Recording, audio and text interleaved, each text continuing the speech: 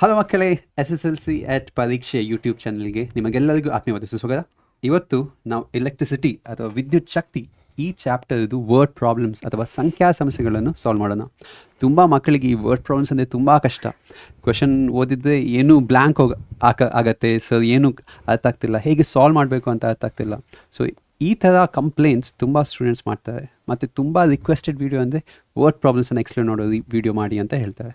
So ಅದಕ್ಕೋಸ್ಕರ ಇವತ್ತು electricity ಚಾಪ್ಟರ್ನ ಎಲ್ಲ ರೀತಿಯ ವರ್ಡ್ ಪ್ರಾಬ್ಲಮ್ಸನ್ನು ನಾವು ಸಾಲ್ವ್ ಮಾಡ್ತೇವೆ. 12 ಕ್ವೆಶನ್ಸನ್ನು ಸಾಲ್ವ್ ಮಾಡ್ತಿದ್ದೇವೆ. ಮತ್ತು ಎಲ್ಲ ಕ್ವೆಶನ್ಗೂ ಕೂಡ ನೀವು ಏನೇನು ಸ್ಟೆಪ್ಸ್ ಫಾಲೋ ಮಾಡಬೇಕು ಮತ್ತು ಎಲ್ಲ ಕ್ವೆಶನ್ದು ಕೆಲವು ನಾವು ಪ್ರೋ ಟಿಪ್ ಅಥವಾ ಒಂದು ಟಿಪ್ಸ್ ಕೊಡ್ತೇನೆ, ಟ್ರಿಕ್ಸ್ ಕೊಡ್ತೇನೆ. ಆ ಟ್ರಿಕ್ಸಿಂದ ನಿಮಗೆ ಈಸಿಯಾಗಿ ಸಾಲ್ವ್ ಮಾಡ್ಬೋದು. ಸೊ ನನ್ನ ಜೊತೆ ಈ ವಿಡಿಯೋನ ಯಾರು ಮಾಡ್ತಿದ್ದಾರೆ, ನಮ್ಮದು PUCಯಲ್ಲಿ ಕೂಡ ಈ ಲೋಕೇಶ್ ಸರ್ ಕಲಿಸ್ತಾರೆ. ಸೊ ಈಗ SSLC ಕೂಡ ಕಲಿಸ್ತಾರೆ. So Lokesh sir, welcome to the class. Thank you sir. ಎಲ್ಲರಿಗೂ ಶುಭ ದಿನ ಮಕ್ಕಳೇ. ನನ್ನ ಹೆಸರು ಲೋಕೇಶ್, ಭೌತಶಾಸ್ತ್ರದ ಉಪನ್ಯಾಸಕ, ಫಿಸಿಕ್ಸ್ ಫ್ಯಾಕಲ್ಟಿ. ಸೊ ಸರ್ ಜೊತೆ ನಾನು ಮೊದಲನೇ ವಿಡಿಯೋ ಆಗಿರೋದ್ರಿಂದ ವರ್ಡ್ ಪ್ರಾಬ್ಲಮ್ಸ್ ಜೊತೆ ನಾನು ಶೇರ್ ಮಾಡ್ಕೊಳ್ಳೋಕ್ಕೆ ಇಷ್ಟಪಡ್ತಿದ್ದೀನಿ. ಅದ್ರ ಜೊತೆ ಎಲೆಕ್ಟ್ರಿಸಿಟಿ ಚಾಪ್ಟರ್ ವಿದ್ಯುತ್ ಶಕ್ತಿಯನ್ನು ಆಯ್ಕೆ ಮಾಡ್ಕೊಂಡಿರೋದ್ರಿಂದ ಇವತ್ತು ಸರ್ ಇದನ್ನು ಆರಂಭಗೊಳಿಸ್ತಾರೆ. ಸೊ ನಾನು ಅವ್ರ ಜೊತೆಗೆ ಅವ್ರ ಸಾಥ್ ಕೊಡೋದ್ರಿಂದ ಅವ್ರ ಜೊತೆನೇ ಆರಂಭಗೊಳಿಸೋಕ್ಕೆ ನಾನು ಪ್ರಯತ್ನ ಪಡ್ತಾ ಮಿಕ್ಕಿದ ಪ್ರಾಬ್ಲಮ್ಸ್ನ ನಾನು ಸಾಲ್ವ್ ಮಾಡೋಕ್ಕೆ ಇಷ್ಟಪಡ್ತಿದ್ದೀನಿ. ಎಸ್. ಸೊ ಲೋಕೇಶ್, ನಿಮ್ಮದು ಪಿ ಯು ಅಲ್ಲಿ ಕೂಡ ಟೀಚ್ ಮಾಡ್ತಾರೆ. ಸೊ ನಿಮಗೆ ಎಲ್ಲ ಸ್ವಲ್ಪ ನೀವೆಲ್ಲ ಟೀಚ್ ಮಾಡೋದು 10th ಮಕ್ಕಳಿಗೆ ಕೂಡ ಸ್ವಲ್ಪ ಟ್ರಿಕ್ಸ್ PUದೆ ಏನು ಬೇಕಿದೆ, ಸೊ ಅದು ಕೂಡ ನೀವು ಕೊಡ್ಬೋದು ಮತ್ತು ನೀವು ಟೀಚ್ ಮಾಡುವಾಗ. ಎಸ್ ಸರ್, ಖಂಡಿತ.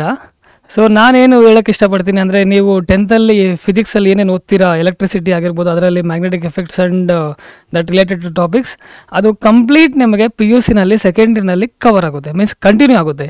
ಸೊ ಹೈಯರ್ ಗ್ರೇಡ್ಗೆ ಹೋಗುತ್ತೆ. ನಾನೇನು ಹೇಳೋಕ್ಕೆ ಇಷ್ಟಪಡ್ತೀನಿ ಅಂದರೆ, ನೀವು ಸೈನ್ಸ್ ಆದಷ್ಟು ತೊಗೊಳಕ್ಕೆ ಟ್ರೈ ಮಾಡಿ. ಯಾಕಂದರೆ ಅದು ಫೀಲ್ಡ್ ಇವಾಗ ಟೆಕ್ನಾಲಜಿ ವೈಸು ತುಂಬ ಬೆಳೀತಿದೆ. ನಿಮ್ಗೆ ಆಲ್ರೆಡಿ ಗೊತ್ತಿದೆ, AI ಟೆಕ್ನಾಲಜಿ ಕೂಡ ತುಂಬ ಎಲಾಬ್ರೇಟಾಗಿ ಬೆಳೀತಿದೆ. ಸೊ ಅದರಿಂದಾಗಿ ನೀವು ಸ್ವಲ್ಪ ಕಾನ್ಸಂಟ್ರೇಟ್ ಮಾಡಿ ಈ ಟಾಪಿಕ್ಸ್ನ, ಎಸ್ಪೆಷಲಿ ಎಲೆಕ್ಟ್ರಿಸಿಟಿ ಟಾಪಿಕ್ನ. ಯಾಕಂದರೆ ಸೆಕೆಂಡ್ ಇಯರ್ ಫಿಸಿಕ್ಸಲ್ಲಿ ಕಂಪ್ಲೀಟ್ 2 ಪಾರ್ಟ್ಸ್ ಇರುತ್ತೆ. 1 ಪಾರ್ಟ್ ಕಂಪ್ಲೀಟ್ ಇದರ ರಿಲೇಟೆಡಾಗೇ ಇರುತ್ತೆ. ಸೊ ನಾನು ಹೇಳೋಕ್ಕೆ ಇಷ್ಟಪಡ್ತೀನಿ ಅಂದರೆ, ನೀವು ಆದಷ್ಟು ಕಾನ್ಸಂಟ್ರೇಟ್ ಮಾಡಿ, ಎಸ್ಪೆಷಲಿ ಪ್ರಾಬ್ಲಮ್ಸಲ್ಲಿ. ಪ್ರಾಬ್ಲಮ್ಸ್ ಮಾತ್ರ ತುಂಬ ಅನಲೈಸ್ ಮಾಡೋದಾಗಿರ್ಬೋದು, ಫಾರ್ಮುಲಾ ತಗೊಳ್ಳೋದಾಗಿರ್ಬೋದು. ನೀವು ಈ ವಿಡಿಯೋದಲ್ಲಿ ನಿಮ್ಗೆ ಸ್ವಲ್ಪ ಹೆಲ್ಪ್ ಆಗುತ್ತೆ ಅಂತ ನಾನು ತಿಳ್ಕೊತಾ ಇದ್ದೀನಿ. ಸೊ ಆದಷ್ಟು ನೀವು ಬುಕ್ಕು, ಪೇಪರ್, ಪೆನ್ನು ಇಟ್ಕೊಂಡು ಸಾಲ್ವ್ ಮಾಡೋಕ್ಕೆ ಟ್ರೈ ಮಾಡಿ. Thank you Lokesh sir. So ತಡ ಮಾಡದೆ ಇವತ್ತಿದು ಕ್ಲಾಸನ್ನು ಸ್ಟಾರ್ಟ್ ಮಾಡೋಣ, ಬನ್ನಿ. ಸೊ ಫಸ್ಟ್ ನೀವು ಕ್ವೆಶನ್ ಓದಾದ್ಮೇಲೆ ಏನು ಯೋಚನೆ ಮಾಡಬೇಕು? You know more than you think you know. ನೀವು ಯೋಚಿಸುವುದಕ್ಕಿಂತ ಹೆಚ್ಚು ನಿಮಗೆ ತಿಳಿದಿದೆ. ಇದರ ಅರ್ಥ ಏನು ನೋಡಿ. ಓಮ್ನ ನಿಯಮ, ಜೌಲ್ನ ನಿಯಮ, ಜೌಲ್ಸ್ ಲಾ, ಓಮ್ಸ್ ಲಾ, ಸೊ ಇದೆಲ್ಲ ನೀವು ಆಲ್ರೆಡಿ ಕಲ್ತಿದ್ದೀರಿ. ಆದರೆ ಕ್ವೆಶನಲ್ಲಿ ಬರುವಾಗ ನೀವು ಕೆಲವು ಸ್ಟೂಡೆಂಟ್ಸ್ ಬ್ಲ್ಯಾಂಕ್ ಆಗಿ ಹೋಗ್ತಾರೆ. ಸೊ ಅದಕ್ಕೋಸ್ಕರ ಫಸ್ಟ್ ಸ್ಟೆಪ್ ಏನು ಮಾಡಬೇಕಂತ, ನೀವು you need confidence. You need to tell yourself. ಏನು ಹೇಳಬೇಕು ನೀವು? You already know the concepts. ನಿಮಗೆ ಕೆಲವು ಬಾರಿ ನನಗೇನು ಗೊತ್ತಿಲ್ಲ, ನನಗೇನು ಅರ್ಥ ಆಗ್ತಿಲ್ಲ ಅಂತ ನೀವು ಯೋಚನೆ ಬರ್ಬೋದು. ಬೇರೆ ಬೇರೆ ಥಾಟ್ಸ್ ನಿಮ್ಮ ಮನಸ್ಸಲ್ಲಿ ಬರ್ಬೋದು. ಅದಕ್ಕೋಸ್ಕರ ಗಾಬರಿ ಪಡ್ಕೊಳ್ಬೇಡಿ. You know more than you think. ನೀವು ಯೋಚಿಸುವುದಕ್ಕಿಂತ ಹೆಚ್ಚು ನಿಮಗೆ ತಿಳಿದಿದೆ ಅಂತ ನೀವು ನಿಮಗೆ ಹೇಳಬೇಕಾಗತ್ತೆ. ಫಸ್ಟ್ ಸ್ಟೆಪ್ ಅದು. ಸೆಕೆಂಡ್ ಸ್ಟೆಪ್ ಏನು ನೋಡಿ. ನಾನು ಕ್ವೆಶನ್ ಕೊಟ್ಟಾದ ಮೇಲೆ ಈ ಎರಡು, what do you know, what to find out, ನಿಮ್ಗೇನು ಗೊತ್ತು ಮತ್ತು ಏನನ್ನು ಕಂಡು ಹಿಡಿಯಬೇಕು, ಇದನ್ನು ನೀವು ಹೇಳಬೇಕಾಗತ್ತೆ. ಇದನ್ನು ನೀವು ಬರಿಬೇಕಾಗತ್ತೆ. ಯಾಕೆಂದರೆ ಇದು ಮೋಸ್ಟ್ ಇಂಪಾರ್ಟೆಂಟ್. ಇದನ್ನು ನೀವು ಬರೆದು ಕರೆಕ್ಟಾಗಿ ನಿಮ್ಗೇನು ಗೊತ್ತಾಗುತ್ತೆ, ಕ್ವೆಶನ್ ಏನು ಕೇಳ್ತಿದೆ, ನಾನು ಏನು ಫೈಂಡ್ ಔಟ್ ಮಾಡಬೇಕು, ಏನು ಕ್ಯಾಲ್ಕುಲೇಟ್ ಮಾಡಬೇಕು, ಅದು ನಿಮಗೆ ಕರೆಕ್ಟ್ ಅಂಡರ್ಸ್ಟ್ಯಾಂಡ್ ಆಗುತ್ತೆ. ಸೊ ಅದಕ್ಕೋಸ್ಕರ ಇದನ್ನು ನೀವು ಬರಬೇಕಾಗತ್ತೆ. ಸೊ ಇದನ್ನು ಕರೆಕ್ಟಾಗಿ ಬರಲಿಕ್ಕೆ ಏನು ಮಾಡಬೇಕು, ನೀವು ಕ್ವೆಶನನ್ನು ರೀಡ್ ಮಾಡಬೇಕಾಗತ್ತೆ. Okay, so you have to read the question properly. ಕರೆಕ್ಟಾಗಿ ಓದಬೇಕಾಗತ್ತೆ. ಕರೆಕ್ಟಾಗಿ ಓದುವಾಗ ಏನಾಗುತ್ತೆ, ನೀವು ಕ್ವೆಶನಲ್ಲಿ ಕೊಟ್ಟಿರುವ ಎಲ್ಲ ಚಿಕ್ಕ ಚಿಕ್ಕ ಇನ್ಫಾರ್ಮೇಷನ್, ಚಿಕ್ಕ ಚಿಕ್ಕ ಮಾಹಿತಿಗಳು ನಿಮ್ಮ ಮನಸ್ಸಲ್ಲಿರುತ್ತೆ. ಸೊ ಅದಕ್ಕೋಸ್ಕರ reading the question is very important. ಕ್ವೆಶನನ್ನು ಸರಿಯಾಗಿ ಓದುವುದು ತುಂಬ ಇಂಪಾರ್ಟೆಂಟ್ ಆಗುತ್ತೆ. ನೆಕ್ಸ್ಟ್ ಸ್ಟೆಪ್ ಏನು, ವಿಚ್ ಫಾರ್ಮುಲಾ ಟು ಯೂಸ್, ಯಾವುದು ಸೂತ್ರ ಬಳಸಬೇಕು, ಮತ್ತೊಂದು ಅಂದಾಜು ಅಥವಾ ಎಸ್ಟಿಮೇಟ್ ಮಾಡಬೇಕು. ಏನಪ್ಪ ಇದು ವಿಚ್ ಫಾರ್ಮುಲಾ ಟು ಯೂಸ್? ತುಂಬ ಫಾರ್ಮುಲಾಸ್ ಇದೆ ಎಲೆಕ್ಟ್ರಿಸಿಟಿ ಚಾಪ್ಟರಲ್ಲಿ, ವಿದ್ಯುತ್ ಶಕ್ತಿ ಅಧ್ಯಾಯದಲ್ಲಿ ಬೇರೆ ಬೇರೆ ಸೂತ್ರಗಳಿದೆ. ಸೊ ಯಾವುದು ಸೂತ್ರ ಕರೆಕ್ಟಾಗಿ ಯೂಸ್ ಮಾಡಬೇಕು. ಎಲ್ಲ ಸೂತ್ರ ಯೂಸ್ ಆಗಲ್ಲ, ನೀವು ಕರೆಕ್ಟಾದ ಸೂತ್ರ ಯೂಸ್ ಮಾಡಬೇಕು.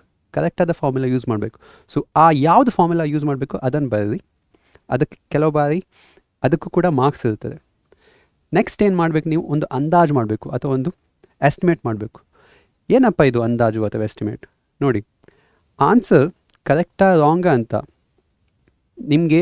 ನೀವು ಕರೆಕ್ಟಾಗಿ ಅಂದಾಜು ಮಾಡಿದರೆ ನಿಮ್ಗೆ ಗೊತ್ತಾಗುತ್ತೆ ಆನ್ಸರ್, ನಿಮಗೆ ಸಿಕ್ಕಿರೋ ಆನ್ಸರ್ ಕರೆಕ್ಟಾ ರಾಂಗಾ ಅಂತ. ಈ ಅಂದಾಜನ್ನು ನೀವು ಹೇಗೆ ಇಂಪ್ರೂವ್ ಮಾಡ್ಬೋದು? ನಿಮ್ಮ ಕಾನ್ಸೆಪ್ಟ್ಸ್ ಅಥವಾ ಪರಿಕಲ್ಪನೆಗಳನ್ನು ನೀವು ಅದರಲ್ಲಿ ಬೇಸಿಕ್ಸಲ್ಲಿ ನೀವು ಸ್ಟ್ರಾಂಗ್ ಆಗಿದ್ದರೆ ನಿಮ್ಮ ಅಂದಾಜು ಕೂಡ ತುಂಬ ಸ್ಟ್ರಾಂಗ್ ಆಗಿರುತ್ತೆ. ಸೊ ಅಂದಾಜು ಇಲ್ಲದ್ರೆ ಏನಾಗುತ್ತೆ, ಕೆಲವು ಬಾರಿ ಆನ್ಸರ್ದು ಬೆಲೆ ನೀವು ರೆಸಿಸ್ಟೆನ್ಸ್ ಅಥವಾ ರೋಧವನ್ನು ಕಂಡುಹಿಡಿಯಿರಿ ಅಂತ ಹೇಳ್ತಾರೆ. ಸೊ ಅದರ ಬೆಲೆ ಒಂದು 10 ಓಮ್, 20 ಓಮ್ಸ್, 30 ಓಮ್ಸ್ ಬರಬೇಕಾಗತ್ತೆ. ಆದರೆ ನಿಮ್ಮ ಆನ್ಸರ್ 10,000 ಓಮ್ಸ್ ಅಥವಾ -0.1 ಓಮ್ ಅಂತ ಹಾಗೆಲ್ಲ ಆನ್ಸರ್ ಸಿಕ್ಕಿದ್ರೆ ಆಗ ನಿಮ್ಗೆ ಗೊತ್ತಾಗುತ್ತೆ, ಓ ಏನೋ ತಪ್ಪಿದೆ, ಆನ್ಸರ್ ಇಷ್ಟು ಸಿಗಬೇಕಾಗಿತ್ತು ಅದು ನನಗೆ ಬೇರೆಯೇ ಆನ್ಸರ್ ಸಿಗ್ತಿದೆ. ಸೊ ಅದಕ್ಕೋಸ್ಕರ ಒಂದು ಅಂದಾಜು ಮಾಡೋದು ಅಥವಾ ಎಸ್ಟಿಮೇಟ್ ಮಾಡೋದು ತುಂಬ ಇಂಪಾರ್ಟೆಂಟ್ ಆಗುತ್ತೆ. ಓಕೆ, ಸೊ ಈ ಸ್ಟೆಪ್ಪಿಗೆ ನಾನು ಥಿಂಕ್ ಸ್ಟೆಪ್ ಅಂತ ಹೇಳ್ತೇನೆ. ಓಕೆ, ಸೊ ಫಸ್ಟ್ ಸ್ಟೆಪ್ ಏನು? ರೀಡ್, ಕ್ವೆಶನನ್ನು ಕರೆಕ್ಟಾಗಿ ಓದೋದು, ಅದು ಫಸ್ಟ್ ಸ್ಟೆಪ್. ನೆಕ್ಸ್ಟ್ ಥಿಂಕ್, ಓದಿ ಆದಮೇಲೆ ಕ್ವೆಶನಿನ ಬಗ್ಗೆ ಸ್ವಲ್ಪ ನೀವು ಯೋಚನೆ ಮಾಡಬೇಕು, ಥಿಂಕ್ ಮಾಡಬೇಕು, ಅದನ್ನು ಹೇಗೆ ಸಾಲ್ವ್ ಮಾಡಬೇಕಂತ. ಲಾಸ್ಟ್ ಸ್ಟೆಪ್ ಬಂದುಬಿಟ್ಟು solving the question. Okay, so calculate ಅಥವಾ ಸಾಲ್ವ್ ಅಂತ ಬರಿಬೋದು, ಕ್ಯಾಲ್ಕುಲೇಟ್ ಅಥವಾ ಸಾಲ್ವ್. ಸೊ ಈ ಸ್ಟೆಪ್ಪಲ್ಲಿ ನೀವು ಫಾರ್ಮುಲಾವನ್ನು ಯೂಸ್ ಮಾಡಿಕೊಂಡು ಏನೆಲ್ಲ ಕೊಟ್ಟಿದ್ದಾರೆ ಬೆಲೆ, ವ್ಯಾಲ್ಯೂಸ್, ಅದನ್ನು ಫಾರ್ಮುಲಾದಲ್ಲಿ ಹಾಕಿ ಕರೆಕ್ಟ್ ಕ್ಯಾಲ್ಕುಲೇಟ್ ಮಾಡಿ ಆನ್ಸರ್ ಬರಬೇಕು. ಆನ್ಸರ್ ಬರೆದಾದ್ಮೇಲೆ ಏನು ಮಾಡಬೇಕು, ಚೆಕ್ ಮಾಡಬೇಕು ಆನ್ಸರ್ ನೀವು. ಓಕೆ, ಉತ್ತರವನ್ನು ಪರಿಶೀಲಿಸಿ ಕರೆಕ್ಟ್ ಯೂನಿಟ್ ಇದೆಯಾ ಅಥವಾ ನೀವು ಮಾಡಿದ ಅಂದಾಜುಗಿಂತ ಮತ್ತು ಸಿಕ್ಕಿರುವ ಆನ್ಸರ್ ಸ್ವಲ್ಪ ಹತ್ತಿರದಲ್ಲಿದೆಯಾ. ಸೊ ಈ ಎಲ್ಲ ಸ್ಟೆಪ್ಸನ್ನು ಫಾಲೋ ಮಾಡಿದರೆ ನೀವು ಎಲೆಕ್ಟ್ರಿಸಿಟಿ ಪ್ರಾಬ್ಲಮ್ದು ಎಲ್ಲ ವರ್ಡ್ ಪ್ರಾಬ್ಲಮ್ಸ್ ಕೂಡ ನೀವು ಸಾಲ್ವ್ ಮಾಡ್ಬೋದು. ಓಕೆ, ಸೊ ತಡ ಮಾಡದೆ ನಾನೀಗ ನಾವು 12 ಕ್ವೆಶನ್ಸ್ ಸಾಲ್ವ್ ಮಾಡ್ತೇವೆ. ಫಸ್ಟ್ 6 ಕ್ವೆಶನ್ಸ್ ನಾನು ಸಾಲ್ವ್ ಮಾಡ್ತೇನೆ, next 6 questions Lokesh sir solve ಮಾಡ್ತಾರೆ. ಎಲ್ಲ ಕ್ವೆಶನ್ಸಲ್ಲಿ ನಾನು ನಿಮಗೆ ಒಂದು ಪ್ರೋ ಟಿಪ್ ಕೊಡ್ತೇನೆ. ಓಕೆ, ಆ ಟಿಪ್ ಯೂಸ್ ಮಾಡಿದರೆ ನೀವು ಮಾಡುವ ಮಿಸ್ಟೇಕ್ಸ್ ಏನೆಲ್ಲ ತಪ್ಪು ಮಾಡ್ತಿರಲ್ಲ, ತುಂಬ ಮಕ್ಕಳು ತುಂಬ ಮಿಸ್ಟೇಕ್ಸ್ ಮಾಡ್ತಾರೆ. ಸೊ ಅದನ್ನು ನೀವು ಅವಾಯ್ಡ್ ಮಾಡ್ಬೋದು. ಓಕೆ, ಸೊ ತಡ ಮಾಡದೆ ಸ್ಟಾರ್ಟ್ ಮಾಡುವ ಇವತ್ತಿದ್ದು class. First questions. So English medium ಒಂದು ಕ್ವೆಶನ್ ಇಲ್ಲಿದೆ, ಕನ್ನಡ ಮೀಡಿಯಮ್ ಇಲ್ಲಿದೆ. ಸೊ ನಾನು 2 ಓದ್ತೇನೆ. A current of 0.5 ampere is drawn by a filament of electric bulb for 10 minutes. Find the amount of electric charge that flows through the circuit. ವಿದ್ಯುತ್ ಬಲ್ಬ್ನ ತಂತಿಯ ಮೂಲಕ 0.5 ampere ವಿದ್ಯುತ್ ವಿದ್ಯುತ್ ಪ್ರವಾಹವು 10 ನಿಮಿಷಗಳ ಕಾಲ ಪ್ರವಹಿಸುತ್ತಿದೆ. ಆಗ ವಿದ್ಯುತ್ ಮಂಡಲದಲ್ಲಿ ಪ್ರವಹಿಸಿದ ವಿದ್ಯುತ್ ಆವೇಶಗಳ ಪ್ರಮಾಣವನ್ನು ಕಂಡುಹಿಡಿಯಿರಿ ಅಂತ ಹೇಳ್ತಾರೆ. ಸೊ ಫಸ್ಟ್ ಸ್ಟೆಪ್ ಏನು? Yes, you know more than you think you know. ನೀವು ಯೋಚಿಸೋದಕ್ಕಿಂತ ಜಾಸ್ತಿ ನಿಮಗೆ ತಿಳಿದಿದೆ. ನಿಮ್ಗೆ ಆಲ್ರೆಡಿ ಗೊತ್ತು ಕರೆಂಟ್ ಅಂದರೆ ಏನು ಅಂತ. ಸೊ ಅದನ್ನು ನೀವು ಸ್ವಲ್ಪ ಜ್ಞಾಪಿಸಬೇಕಷ್ಟೇ. You have to just remember it. So current ಅಂದ್ರೇನು? It's a flow of charges. So ಕರೆಂಟನ್ನು ಹೇಗೆ ಕ್ಯಾಲ್ಕುಲೇಟ್ ಮಾಡ್ತಾರೆ? I = Q/T ಫಾರ್ಮುಲಾ ಯೂಸ್ ಮಾಡಬೇಕು. ಓಕೆ, ಸೊ ಈಗ ಫಸ್ಟ್ ಸ್ಟೆಪ್ ಏನು? What is given, what is not, what you have to find out. ಏನು ಕೊಟ್ಟಿದ್ದಾರೆ, ಏನನ್ನು ಕಂಡುಹಿಡಿಯಬೇಕು, ಅದನ್ನು ಬರೆಯುವ. ಸೊ ಏನು ಕೊಟ್ಟಿದ್ದಾರೆ, ಸೊ ಅದನ್ನು ಕಂಡುಹಿಡಿಯಲಿಕ್ಕೆ ನಾವು ಏನು ಮಾಡಬೇಕು ನೋಡಿ. ಇಲ್ಲಿ ಬೇರೆ ಬೇರೆ ನಂಬರ್ಸ್ ಇದೆ, ನಂಬರ್ಸ್ ಜೊತೆ ಯೂನಿಟ್ಸ್ ಅಥವಾ ಏಕಮಾನ ಕೂಡ ಇದೆ. ಸೊ ಈ ನಂಬರ್ಸ್ ಮತ್ತು ಏಕಮಾನವನ್ನು ನೀವು ಕರೆಕ್ಟಾಗಿ ನೋಡಿದರೆ ಕ್ವೆಶ್ನಲ್ಲಿ ಏನು ಕೊಟ್ಟಿದ್ದಾರೆ, ಸೊ ಇದನ್ನು ನೀವು ಕಂಡುಹಿಡಿಬೋದು. ನೋಡಿ, ಒಂದು ನಂಬರ್ ಇದೆ ನೋಡಿ, 0.5 A ಅಂತ ಇದೆ. A ಅಂದರೆ ಆಂಪಿಯರ್. ಯಾವುದ್ರದ್ದು ಏಕಮಾನ, ಯಾವುದ್ರದ್ದು ಯೂನಿಟ್? ಎಸ್, ಕರೆಂಟ್ ಇದು ಯೂನಿಟ್. ಸೊ ನಮಗೆ ಇಲ್ಲಿ ಕರೆಂಟ್ ಕೊಟ್ಟಿದ್ದಾರೆ. So I = 0.5 ampere. ಕರೆಂಟ್, ವಿದ್ಯುತ್ ಪ್ರವಾಹ ಗೊತ್ತಾಯಿತು. ನೆಕ್ಸ್ಟ್ ಏನು ಕೊಟ್ಟಿದ್ದಾರೆ ನೋಡಿ, ಇಲ್ಲಿ ಇನ್ನೊಂದು ನಂಬರ್ ಇದೆ 10 ಮಿನಿಟ್ಸ್ ಅಂತ ಇದೆ. ಮಿನಿಟ್ಸ್ ಅಂದ್ರೇನು? ಯಾವುದದು ಏಕಮಾನ, ಯಾವುದದು ಯೂನಿಟ್? ಟೈಮ್ ಇದು ಯೂನಿಟ್. SI ಯೂನಿಟ್ ಅಲ್ಲ, ಖಾಲಿ ಏಕಮಾನ. ಸೊ ಟೈಮ್ ಕೊಟ್ಟಿದ್ದಾರೆ ಎಷ್ಟು? 10 ಮಿನಿಟ್ಸ್ ಅಂತ. ಸೊ ಅದನ್ನು ನಾನು ಬರಿತೇನೆ. So this is what is given. ಈಗ ನೋಡಿ, ಒಂದು ಇಂಪಾರ್ಟೆಂಟ್ ಸ್ಟೆಪ್ ಏನಂದರೆ, ನೀವು ಈ ಫಾರ್ಮುಲಾ ಕೆಲವು ಬಾರಿ ಮಿನಿಟ್ಸಲ್ಲಿ ನಾವು ಯೂಸ್ ಮಾಡಬಾರ್ದು ಟೈಮನ್ನು. ಸೆಕೆಂಡ್ಸಲ್ಲಿ ಅಥವಾ ಕೆಲವು ಬಾರಿ ಅವರ್ಸಲ್ಲಿ ಕೂಡ ಯೂಸ್ ಮಾಡ್ತೇವೆ. ಸೊ ಅದಕ್ಕೋಸ್ಕರ ಅದು ಈ ಫಾರ್ಮುಲಾದಲ್ಲಿ ಈ ಕ್ವೆಶ್ನಲ್ಲಿ ಯಾವುದು ಯೂಸ್ ಮಾಡಬೇಕು ನೀವು ನೋಡಿ. ಇದರಲ್ಲಿ ನೀವು ಯಾವಾಗಲೂ ಸೆಕೆಂಡ್ಸಲ್ಲಿ ಯೂಸ್ ಮಾಡಬೇಕು. So current is the rate of flow of charges. ವಿದ್ಯುತ್ ಪ್ರವಾಹ ಏನು? ಆವೇಶಗಳ ಎಷ್ಟು ಹರಿತಿದೆ, ಸೊ ಅದರ ದರ. ಓಕೆ, ಸೊ ಅದಕ್ಕೋಸ್ಕರ ನೀವು ಸಮಯವನ್ನು ಸೆಕೆಂಡ್ಸಲ್ಲಿ ಯೂಸ್ ಮಾಡಬೇಕು. ಸೊ ಮಿನಿಟ್ಸಿಂದ ಸೆಕೆಂಡ್ಸ್ಗೆ ಹೇಗೆ ಕನ್ವರ್ಟ್ ಮಾಡ್ತೇವೆ? 1 ಮಿನಿಟಲ್ಲಿ 60 ಸೆಕೆಂಡ್ಸ್ ಇದೆ. ಸೊ ಹಾಗಾದರೆ 10 ಮಿನಿಟಲ್ಲಿ 10 × 60 600 ಸೆಕೆಂಡ್ಸ್. ಓಕೆ, ನೆಕ್ಸ್ಟ್ ಸ್ಟೆಪ್ ಏನು? ವಾಟ್ ಈಸ್ ದ ಫಾರ್ಮುಲಾ ಏನು ನೋಡಿ, ನಮ್ಗೆ ಗೊತ್ತು I = Q/T ಅಂತ. ಓಕೆ, ಇಲ್ಲಿ ಏನು ಕೊಟ್ಟಿದ್ದಾರೆ ನಮಗೆ? I ಗೊತ್ತಿದೆ, Q ಗೊತ್ತಿದೆ. ಏನನ್ನು ಕಂಡುಹಿಡಿಯಬೇಕು? ಸೊ ಅದನ್ನು ನಾನು ಇಲ್ಲಿ ಬರೀತೇನೆ. Q = what? Q ಅನ್ನು ಕಂಡುಹಿಡಿಯಬೇಕು. ಓಕೆ, ಸೊ Q ನಮ್ಗೆ ಗೊತ್ತಿಲ್ಲ. ಸೊ ಇಲ್ಲಿ ಸ್ವಲ್ಪ ರೀಅರೇಂಜ್ ಮಾಡಿದರೆ ನಾನು Q ಫೈಂಡ್ ಔಟ್ ಮಾಡ್ಬೋದು. ಹೇಗೆ ರೀಅರೇಂಜ್ ಮಾಡ್ತೇನೆ? ಹೇಗೆ ವೇರಿಯೇಬಲ್ಸನ್ನು ಸ್ವಲ್ಪ ಆ ಕಡೆ ಈ ಕಡೆ ತಗೊಂಡೋಗ್ಬೇಕು. Q ಅನ್ನು ಫೈಂಡ್ ಔಟ್ ಮಾಡಬೇಕಿದ್ರೆ ನಾನು = ಒಂದು ಸೈಡಲ್ಲಿ ಖಾಲಿ Q ಇರಬೇಕು, ಬೇರೆ ಎಲ್ಲ ವೇರಿಯೇಬಲ್ಸ್, ಬೇರೆ ಎಲ್ಲ ಚರಾಕ್ಷರಗಳು = ಆ ಕಡೆ ತಗೊಂಡೋಗ್ಬೇಕು. ಅದನ್ನು ಹೇಗೆ ಮಾಡ್ತೇವೆ? ಇಲ್ಲಿ ನೋಡಿ, Q ಜೊತೆ ಟಿ ಇದೆ, ನಾನು ಟಿ ಅನ್ನು ತೆಗಿಬೇಕು ಅಲ್ಲಿಂದ. ಅದಕ್ಕೋಸ್ಕರ ಏನು ಮಾಡಬೇಕು? ಇಲ್ಲಿ ಡಿವಿಷನ್ ಇದೆ, ಭಾಗಕಾರ ಇದೆ. ಸೊ ಅದಕ್ಕೋಸ್ಕರ ನಾನು ಇಂಟು ಮಾಡ್ತೇನೆ, into T, I into T. So ಎರಡೂ ಕಡೆ = ನಾನು ಇಂಟು ಟಿ ಮಾಡ್ತೇನೆ. ಸೊ ಹಾಗೆ ಇಲ್ಲಿ ಟಿ ಮತ್ತು ಟಿ ಕ್ಯಾನ್ಸಲ್ ಆಗುತ್ತೆ. ಸೊ ಅದಕ್ಕೋಸ್ಕರ ನಾನು ಇಂಟು ಟಿ ಮಾಡಿದೆ. ಆಗ ಈ ಕಡೆ ಏನು ಉಳಿಯುತ್ತೆ? Q ಮಾತ್ರ ಉಳಿಯುತ್ತೆ. ಈ ಕಡೆ ಟಿ ಇಂಟು I ಉಳಿಯುತ್ತೆ. ಸೊ ಅದನ್ನು ನಾನು ಇಲ್ಲಿ ಬರೀತೇನೆ, Q = IT. ಓಕೆ, ಸೊ ಈ ಸೂತ್ರ, this is the formula we have to find out. Okay, so ಒಂದು ಅಂದಾಜು ಮಾಡಿ ಎಷ್ಟು ಬರ್ಬೋದು ಆನ್ಸರ್ ನೋಡಿ. 1 ಆಂಪಿಯರ್ ಅಂದರೆ ಏನು? 1 ಆಂಪಿಯರ್ ಅಂದರೆ 1 ಕೂಲಮ್ ಫ್ಲೋಯಿಂಗ್ ಇನ್ 1 ಸೆಕೆಂಡ್. ಈಗ ಎಷ್ಟಿದೆ? 0.5 ಆಂಪಿಯರ್ ಇದೆ. ಓಕೆ, ಎಷ್ಟು ನಿಮಿಷ ಇದೆ? 10 ಮಿನಿಟ್ಸ್ ಇದೆ. 10 ಮಿನಿಟ್ಸ್ ಅಂದರೆ ಎಷ್ಟು? 600 ಸೆಕೆಂಡ್ಸ್. ಓಕೆ, ಸೊ ಕ್ರಮೇಣ ಅಷ್ಟೇ ಒಂದು 600 300 ಅಷ್ಟು ನಿಮಗೆ ಆನ್ಸರ್ ಸಿಗ್ಬೋದು. 300 ಕೂಲಮ್ಸ್ ಅಥವಾ 600 ಕೂಲಮ್ಸ್, 100 ಅಕ್ಕಪಕ್ಕ ನಿಮಗೆ ಆನ್ಸರ್ ಸಿಗ್ತದೆ. ಓಕೆ, ಸೊ ಕರೆಕ್ಟಾ ಇಲ್ವಾ ಅಂತ ನೋಡೋಣ. ಸೊ Q ಈಗ ನೆಕ್ಸ್ಟ್ ಸ್ಟೆಪ್ ಬಂದುಬಿಟ್ಟು ಸಾಲ್ವ್ ಮಾಡೋದು. ನೀವು ಏನು ಕೊಟ್ಟಿದ್ದಾರೆ ಸೊ ಅದನ್ನು ಫಾರ್ಮುಲಾದಲ್ಲಿ ಹಾಕಬೇಕಾಗತ್ತೆ. So 0.5 I is 0.5 into T ಏನು 600. ಓಕೆ, 0.5 ಇಂಟು 600 ನೋಡಿ, ಕೆಲವು ಬಾರಿ ಡೆಸಿಮಲ್ಸ್ ಬಂದರೆ ಮಕ್ಕಳು ಕ್ಯಾಲ್ಕುಲೇಟ್ ಮಾಡಲಿಕ್ಕೆ ನಿಮಗೆಲ್ಲ ಸ್ವಲ್ಪ ಕಷ್ಟ ಆಗ್ಬೋದು. ಸೊ ಅದಕ್ಕೋಸ್ಕರ ನನ್ನ ಟಿಪ್ ಏನು, ಎಲ್ಲಿ ಆಗುತ್ತೆ ಡೆಸಿಮಲ್ಸನ್ನು ಫ್ರ್ಯಾಕ್ಷನ್ಸ್ ಭಿನ್ನರಾಶಿಗೆ ಕನ್ವರ್ಟ್ ಮಾಡಿ ಅಂತ. ಸೊ ಪಾಯಿಂಟ್ ಇದೆ, ಅದನ್ನು ಭಿನ್ನರಾಶಿಗೆ ಕನ್ವರ್ಟ್ ಮಾಡಿದ್ರೆ ಏನಾಗುತ್ತೆ? ನನಗೆ ಗೊತ್ತು 0.5 ಅಂದರೆ ಹಾಫ್ ಅಂತ. ಸೊ ಹಾಫ್ ಇಂಟು 600 ಮಾಡ್ತೇನೆ ನೋಡಿ, ಈಗ ಈಸಿ ಆಯ್ತಲ್ಲ ಕ್ಯಾಲ್ಕುಲೇಷನ್. ಇದು ಹಾಫ್ ಇಂಟು 600 ಅಂದರೆ ಏನು? 600 divided by 2 which is equal to 300. ನೋಡಿ, 100 ಅಕ್ಕಪಕ್ಕನೇ ಆನ್ಸರ್ ಬಂತು, 300 ಬಂತು. ಹಾಂ, ಈಗ ನಿಮಗೆ ಒಂದು ಇಂಪಾರ್ಟೆಂಟ್ ವಿಷಯ, ಚೆಕ್ ಆನ್ಸರಲ್ಲಿ ಏನನ್ನು ಕಂಡು ಹಿಡಿತಿದ್ದೇವೆ ನಾವು? ಕೂಲಮ್ಸ್ ಅಲ್ಲ, ಚಾರ್ಜನ್ನು ಕಂಡು ಹಿಡಿತಿದ್ದೇವೆ. ಚಾರ್ಜ್ ಇದು SI ಏಕಮಾನ ಏನು? What is the unit of charge? Coulombs. So unit ಬರೆಯುವುದು ತುಂಬ ಇಂಪಾರ್ಟೆಂಟ್ ಆಗುತ್ತೆ. ಕೆಲವು ಬಾರಿ ಯೂನಿಟ್ ಬರಲಿಲ್ಲ ಆದರೆ ಮಾರ್ಕ್ಸ್ ಕಟ್ ಮಾಡ್ತಾರೆ. ಓಕೆ, ಹಾಫ್ ಮಾರ್ಕ್ಸ್ ಯೂನಿಟಲ್ಲಿ ಕಟ್ ಆಗುತ್ತೆ ಬರಲಿಲ್ಲ. ಓಕೆ, ಸೊ ಇದು all the steps. Pro tip ನೋಡಿ, ಪ್ರೋ ಟಿಪ್ ಅಂದರೆ ಒಂದು ಇಂಪಾರ್ಟೆಂಟ್ ಟಿಪ್ ನೀವು ನೆನಪಿಟ್ಕೊಳ್ಬೇಕು. ಒಬ್ಸರ್ವ್ ದ ಯೂನಿಟ್ಸ್, ಏಕಮಾನಗಳನ್ನು ಗಮನಿಸಿ ಅಂತ ಹೇಳ್ತಿದ್ದಾರೆ.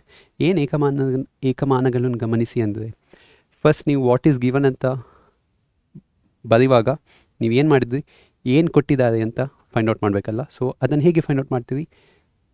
ಕರೆಕ್ಟ್ ಏಕಮಾನಗಳನ್ನು ಗಮನಿಸಬೇಕು. ಆ್ಯಂಪಿಯರ್ ಅಂದ್ರೇನು, ಮಿನಿಟ್ಸ್ ಅಂದರೆ ಏನು, ಯಾವುದದು ಏಕಮಾನ, ಯಾವುದದು ಯೂನಿಟ್. ಸೊ ಅದನ್ನು ನೀವು ಕರೆಕ್ಟಾಗಿ ನೋಡಿದರೆ ವಾಟ್ ಈಸ್ ಗಿವನ್ ಅಂತ ಕರೆಕ್ಟಾಗಿ ಬರಿಬೋದು. ಮತ್ತು ಮಿನಿಟ್ಸ್ ಇದ್ದರೆ ಅದನ್ನು 60 ಇಂಟು ಕನ್ವರ್ಟ್, ಮಿನಿಟ್ಸಲ್ಲಿ ಕೊಟ್ಟಿದ್ದಾರೆ, ಸೆಕೆಂಡ್ಸಲ್ಲಿ ಕೊಟ್ಟಿದ್ದಾರೆ, ಅದು ಕೂಡ ನೀವು ಕರೆಕ್ಟಾಗಿ ಓದಬೇಕು. ಓಕೆ, ಅದರಲ್ಲಿ ತುಂಬ ಮಿಸ್ ಆಗುತ್ತೆ, ಮಕ್ಕಳು ತುಂಬ ಮಿಸ್ಟೇಕ್ ಮಾಡ್ತಾರೆ. ಸರಿ, ಮುಂದಿನ ಕ್ವೆಶನ್ಗೆ ಹೋಗೋಣ. ನೋಡಿ, ಇದೆಲ್ಲ units electricity chapter. Okay, power of lens ಇದು ಆಲ್ ಲೈಟ್ ಚಾಪ್ಟರ್ದು ಯೂನಿಟ್ ಕೂಡ ನಾನು ಇಲ್ಲಿ ಬರೆದಿದ್ದೇನೆ, ಪರವಾಗಿಲ್ಲ. ಸೊ ಇದೆಲ್ಲ ಎಲೆಕ್ಟ್ರಿಸಿಟಿ ಚಾಪ್ಟರ್ದು ಯೂನಿಟ್ಸ್. ನಿಮಗೆ ಬೇಕಿದ್ದರೆ ಸ್ಕ್ರೀನ್ಶಾಟ್ ತೆಗೊಳ್ಳಿ. ಓಕೆ, ಸರಿ ಮುಂದೆ ಹೋಗೋಣ. Second question, how much work is done in moving a charge 2 coulomb across 2 points having a potential difference of 12 volts? 12 volt ವಿದ್ಯುತ್ ವಿಭವಾಂತರ ಹೊಂದಿರುವ ಎರಡು ಬಿಂದುಗಳ ನಡುವೆ 2 ಕೂಲಂ ಆವೇಶಗಳು ಚಲಿಸಿದಾಗ ಅದು ನಡೆದ ಕೆಲಸ ಎಷ್ಟು? ಎಸ್, ಫಸ್ಟ್ ಸ್ಟೆಪ್ ಏನು? You know more than you think you know. ನೀವು ಯೋಚಿಸುವುದಕ್ಕಿಂತ ಹೆಚ್ಚು ನಿಮಗೆ ತಿಳಿದಿದೆ. ನಿಮ್ಗೆ ಆಲ್ರೆಡಿ ಗೊತ್ತು ವೋಲ್ಟೇಜ್ ಬಗ್ಗೆ. 1 ವೋಲ್ಟ್ ಅಂದರೆ ಏನು? 1 ಕೂಲಂಬ್ ಚಾರ್ಜನ್ನು ಒಂದು ಪಾಯಿಂಟಿಂದ ಇನ್ನೊಂದು ಪಾಯಿಂಟ್ಗೆ ಮೂವ್ ಮಾಡುವಾಗ 1 ಜೂಲ್ ಆಫ್ ವರ್ಕ್ ಆದರೆ ಅದಕ್ಕೆ ಆ 2 ಪಾಯಿಂಟ್ಗಳ ನಡುವೆ 1 ವೋಲ್ಟ್ ಇದೆ ಅಂತ ಹೇಳ್ತೇವೆ. ಸೊ 1 ಕೂಲಂ ಆವೇಶವನ್ನು ಒಂದು ಬಿಂದುವಿನ ಇನ್ನೊಂದು ಬಿಂದುವಿಗೆ ತಗೊಂಡು ಹೋಗುವಾಗ 1 ಜೌಲ್ನಷ್ಟು ಕೆಲಸ ಆಗಿದ್ದರೆ ಆ 2 ಬಿಂದುಗಳ ನಡುವೆ ವಿದ್ಯುತ್ ವಿಭವಾಂತರ 1 ವೋಲ್ಟ್ ಅಂತ ಹೇಳ್ತೇವೆ. ಇಲ್ಲಿ ಎಷ್ಟು ಕೂಲಂ ಪಾಸ್ ಮಾಡ್ತಿದ್ದಾರೆ ನೋಡಿ. What is given? Q 2 coulombs move ಮಾಡ್ತಿದ್ದಾರೆ. ಆ 2 ಬಿಂದುಗಳ ನಡುವೆ between 2 points potential difference is 12 volt. ವಿದ್ಯುತ್ ವಿಭವಾಂತರ 12 ವೋಲ್ಟ್. ಸೊ ವೋಲ್ಟೇಜ್ ಕೂಡ ಕೊಟ್ಟಿದ್ದಾರೆ ನೋಡಿ. 12V ಅಂದರೆ ವೋಲ್ಟೇಜ್, 2C, ಸಿ ಅಂದರೆ ಏನು? ಕೂಲಮ್ಸ್ ಅಂದರೆ ಚಾರ್ಜ್ ಇದೆ, SI ಏಕಮಾನ. ಸೊ ವಾಟ್ ಈಸ್ ಗಿವನ್ ಅಂತ ಗೊತ್ತು. How much work is done, ಮಾಡಿದ ಕೆಲಸ ಎಷ್ಟು, ಇದನ್ನು ಫೈಂಡ್ ಔಟ್ ಮಾಡಬೇಕು. ಯಾವುದು ಫಾರ್ಮುಲಾ ಯೂಸ್ ಮಾಡಬೇಕು? ನಮ್ಗೆ ಗೊತ್ತು, voltage is equal to work done per charge. Okay, ಇದರಲ್ಲಿ ನಮಗೆ ವೋಲ್ಟೇಜ್ ಗೊತ್ತು, ಕ್ಯೂ ಗೊತ್ತು, ವರ್ಕ್ ಡನ್ ಫೈಂಡ್ ಔಟ್ ಮಾಡಬೇಕು, W ಫೈಂಡ್ ಔಟ್ ಮಾಡಬೇಕು. ಸೇಮ್ ನಾನು ಇಂಟು ಕ್ಯೂ ಮಾಡ್ತೇನೆ ಎರಡೂ ಕಡೆ, ಇದು ಕಟ್ಟಾಗತ್ತೆ ಇದು ಕಟ್ಟಾಗತ್ತೆ. So W is equal to VQ ಅಂತ ಸಿಗುತ್ತೆ. Okay, so W is equal to VQ. ಈಗ ಒಂದು ಅಂದಾಜು ಮಾಡಿ ಎಷ್ಟು ಇರ್ಬೋದು ಮಾಡಿದ ಕೆಲಸ ನೋಡಿ. 2 ಬಿಂದುಗಳ ನಡುವೆ 1 ಜೌಲ್ನಷ್ಟು ಕೆಲಸ ಮಾಡಿದ್ದೆ 1 ಕೂಲಮ್ಗೆ 1 ವೋಲ್ಟ್ ಸಿಗುತ್ತೆ. ಇಲ್ಲಿ ಎಷ್ಟು ಕೆಲಸ ನಡೀತಿದೆ? ಎಷ್ಟು ವೋಲ್ಟೇಜ್ ಇದೆ? 12 ವೋಲ್ಟ್ಸ್ ಇದೆ. ಎಷ್ಟು ಕೂಲಮ್ ಇದೆ? 2 ಕೂಲಮ್ ಇದೆ. ಸೊ ನಿಮ್ಮ ಆನ್ಸರ್ ಎಷ್ಟು ಬರ್ಬೋದು? ಅರೌಂಡ್ 10 ಆ ಕಡೆ ಇರ್ಬೋದು. 10,000 ಜೌಲ್ಸ್ ಅಂತೂ ಬರಲಿಕ್ಕೆ ಸಾಧ್ಯ ಇಲ್ಲ. 0.1 0.001 ಅಷ್ಟು ಕೂಡ ಬರಲಿಕ್ಕೆ ಸಾಧ್ಯ ಇಲ್ಲ. ಸೊ 1 to 10 to 20 to 30 ಆ ರೇಂಜಲ್ಲಿ, ಆ ವ್ಯಾಪ್ತಿಯಲ್ಲಿ ಇರುತ್ತೆ. ಸೊ ಈಗ ಸಾಲ್ವ್ ಮಾಡೋಣ. W is equal to V into Q. V is 12 volts, Q ಅಂದ್ರೇನು? 2 ಕೂಲಮ್ಸ್. ಸೊ 12 ಇಂಟು 2 ಇಸ್ 24 ಅಂತ ಸಿಗುತ್ತೆ ಆನ್ಸರ್. SI ಯೂನಿಟ್ ಏನು? Work done. ಇದು ವರ್ಕ್ ಡನ್ ಮತ್ತು ಎನರ್ಜಿದು SI ಯೂನಿಟ್ ಅಥವಾ SI ಏಕಮಾನ ಬಂದುಬಿಟ್ಟು ಜೌಲ್ಸ್ ಅಥವಾ ಜೂಲ್ಸ್. ಸೊ 24 ಜೂಲ್ಸ್ ಅಂತ ಸಿಗುತ್ತೆ ಆನ್ಸರ್. ಓಕೆ, ಆಯ್ತಾ ನೋಡಿ. ಇದರಲ್ಲಿ ಪ್ರೋಟಿಪ್ ಅಂದರೆ ಏನು? Practice rearranging variables. ಅಜ್ಞಾತ ಚರಾಕ್ಷರಗಳನ್ನು ಕಂಡುಹಿಡಿಯುವುದನ್ನು ಅಭ್ಯಾಸ ಮಾಡಿ. ನೀವು ಒಂದು ಸೂತ್ರ, ಯಾವುದು ಸೂತ್ರದಿಂದ ನಾವು ಸ್ಟಾರ್ಟ್ ಮಾಡಿದ್ವಿ, ಯಾವುದು ಫಾರ್ಮುಲಾದಿಂದ ಸ್ಟಾರ್ಟ್ ಮಾಡಿದ್ವಿ? V is equal to W by Q. ನೋಡಿ, ಎಲ್ಲ ಟೈಮಲ್ಲಿ ಫೈಂಡ್ V ಅಂತ ನಿಮಗೆ ಕೇಳಲ್ಲ.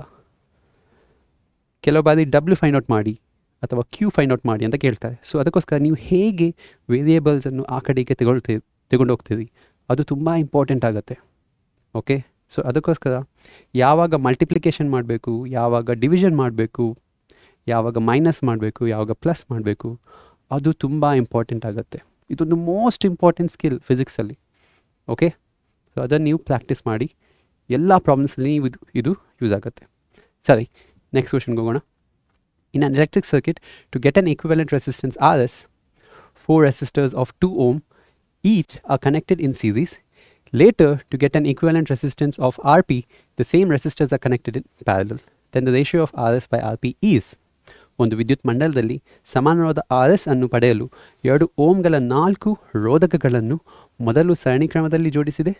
ನಂತರ ಸಮಾನವಾದ Rp ಅನ್ನು ಪಡೆಯಲು ಅದೇ ರೋಧಕಗಳನ್ನು ಸಮಾಂತರವಾಗಿ ಜೋಡಿಸಿದೆ. ಹಾಗಾದರೆ RS ಬೈ Rpಗಳ ಅನುಪಾತವು ಏನು ಅಂತ ಕೇಳ್ತಿದ್ದಾರೆ. ನೋಡಿ, you know more than you think you know. ನೀವು ಯೋಚಿಸುವುದಕ್ಕಿಂತ ಹೆಚ್ಚು ನಿಮಗೆ ತಿಳಿದಿದೆ. ಸೊ ಗಾಬರಿ ಪಟ್ಕೊಳ್ಬೇಡಿ. First step. ಸೆಕೆಂಡ್ ಸ್ಟೆಪ್, ಏನು ಕೊಟ್ಟಿದ್ದಾರೆ ಅಂತ ಅರ್ಥ ಮಾಡ್ಕೊಳ್ಳುವ. ಅದಕ್ಕೋಸ್ಕರ ಏನು ಮಾಡಬೇಕು? ಕರೆಕ್ಟಾಗಿ ಕ್ವೆಶನನ್ನು ಓದಬೇಕು. ನೋಡಿ, 4 ರೆಸಿಸ್ಟರ್ಸನ್ನು ಫಸ್ಟ್ ಸರಣಿ ಕ್ರಮದಲ್ಲಿ ಸೀರೀಸಲ್ಲಿ ಜಾಯಿನ್ ಮಾಡಿದ್ದಾರೆ. ಸೊ 2 ಓಮ್ 2 ಓಮ್ 2 ಓಮನ್ನು ಹೀಗೆ ಜಾಯಿನ್ ಮಾಡಿದ್ದಾರೆ. ಸೊ ಇದರದು ರೆಸಿಸ್ಟೆನ್ಸ್, ಟೋಟಲ್ ರೆಸಿಸ್ಟೆನ್ಸ್ ಸಮಾನ ರೋಧ ಆರ್ ಎಸ್ ಅಂತ ಹೇಳ್ತಾರೆ. ಸೊ ಏನು ಸಮಾನ ರೋಧ? ಇದು 2, ಇದು 2 ಓಮ್, ಇದರದ್ದು 2 ಓಮ್, ಇದರದ್ದು 2 ಓಮ್ ಇದ್ದರೆ ಇದನ್ನೆಲ್ಲ ಆ್ಯಡ್ ಮಾಡ್ಬೋದು. ಸೊ ಎಷ್ಟು ಬರುತ್ತೆ? 2 + 2 + 2 ಆರ್ ಎಸ್ ಏನಾಗುತ್ತೆ? 8 ಓಮ್ ಸಿಗುತ್ತೆ. ಇದು ಆರ್ ಎಸ್. ಆರ್ ಪಿ ಏನು? ಇದನ್ನೇ ನಾವು ಪ್ಯಾರಲಲ್ ಆಗಿ ಜಾಯಿನ್ ಮಾಡಬೇಕು. ಸೊ ಆರ್ ಪಿ ಬಂದುಬಿಟ್ಟು ಏನು ಅಂತ ನಾವು ಫೈಂಡ್ ಔಟ್ ಮಾಡಬೇಕು. ಓಕೆ, ಅದಾದಮೇಲೆ ನೀವು ಅದರ ರೇಷಿಯೋ ಅಥವಾ ಅನುಪಾತ ಫೈಂಡ್ ಔಟ್ ಮಾಡಬೇಕು. R S by R P. R S by R ಪಿಯಾ? Yes, R S by R P. So ಅದಕ್ಕೋಸ್ಕರ ಫಸ್ಟ್ ನೀವು ಆರ್ ಪಿ ಅನ್ನು ಫೈಂಡ್ ಔಟ್ ಮಾಡಿ.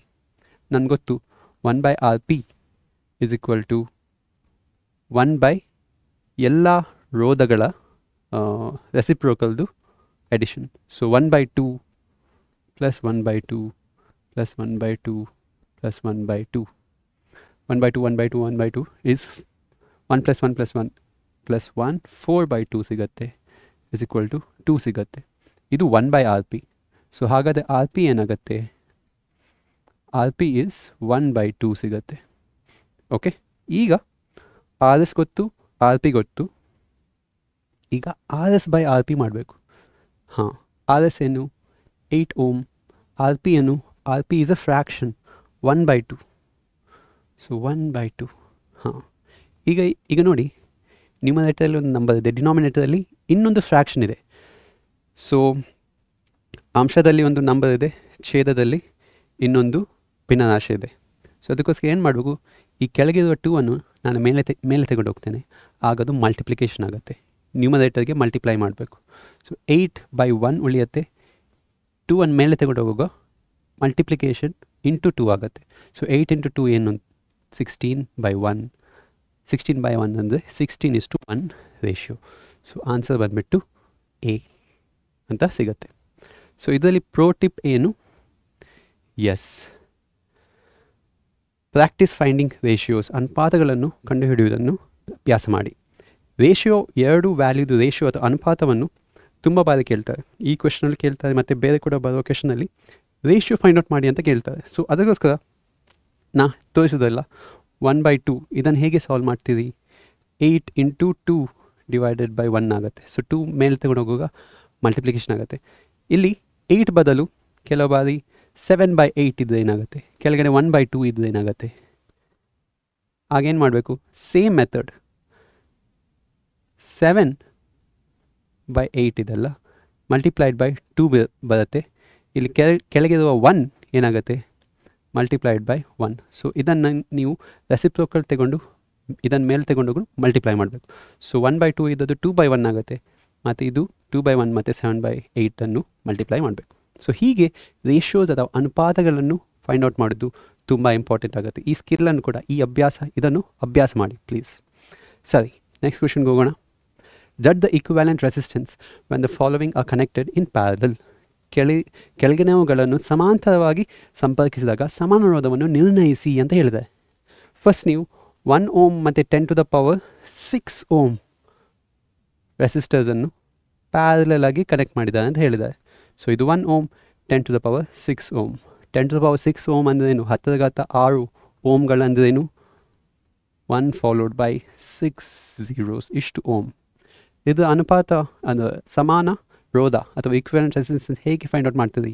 1/RP = 1/1 + 1/10⁶. ನೋಡಿ, ಇದನ್ನು ನೀವು ಆನ್ಸರ್ ಸಾಲ್ವ್ ಮಾಡಿದರೆ ಆನ್ಸರ್ ಸಿಗುತ್ತೆ. ಅದು ಅವಶ್ಯಕತೆ ಇದೆಯಾ? ಇಲ್ಲ. ಖಾಲಿ ಜಡ್ಜ್ ಅಂತ ಹೇಳಿದ್ದಾರೆ, ನಿರ್ಣಯಿಸಿ ಅಂತ ಹೇಳಿದ್ದಾರೆ. ಕೆಲವು ಬಾರಿ ನೀವು ಕ್ವೆಶನ್ ಓದಿ ಆದಮೇಲೆ ನೀವು ಸಾಲ್ವ್ ಮಾಡೋಕ್ಕಿಂತ ಮುಂಚೆನೇ ಖಾಲಿ ಯೋಚನೆ ಮಾಡಿಯೇ ನೀವು ಕ್ವೆಶನನ್ನು ಸಾಲ್ವ್ ಮಾಡ್ಬೋದು. ಖಾಲಿ ಯೋಚನೆಗಳಿಂದಲೇ ನೀವು ಕ್ವೆಶನನ್ನು ಸಾಲ್ವ್ ಮಾಡಬೇಕು. ಕ್ಯಾಲ್ಕುಲೇಟ್ ಮಾಡೋ ಅವಶ್ಯಕತೆ ಇಲ್ಲ. ಕೆಲವು ಬಾರಿ ಕ್ಯಾಲ್ಕುಲೇಟ್ ಮಾಡಿದ್ದು ತುಂಬ ಕಷ್ಟ ಆಗುತ್ತೆ ಸಾಲ್ವ್ ಮಾಡಲಿಕ್ಕೆ ಆನ್ಸರ್. ಸೊ ಏನು ಯೋಚನೆ ಮಾಡಬೇಕು? ನೋಡಿ, ನಿಮಗೆ ಪರಿಕಲ್ಪನೆ ಗೊತ್ತು.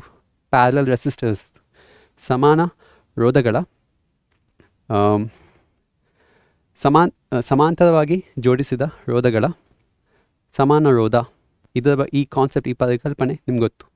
ನೋಡಿ, ಈಗ ಒಂದು ಇಂಪಾರ್ಟೆಂಟ್ ವಿಷಯ ನೀವು ಏನು ಯೋಚನೆ ಮಾಡಬೇಕೆಂದರೆ,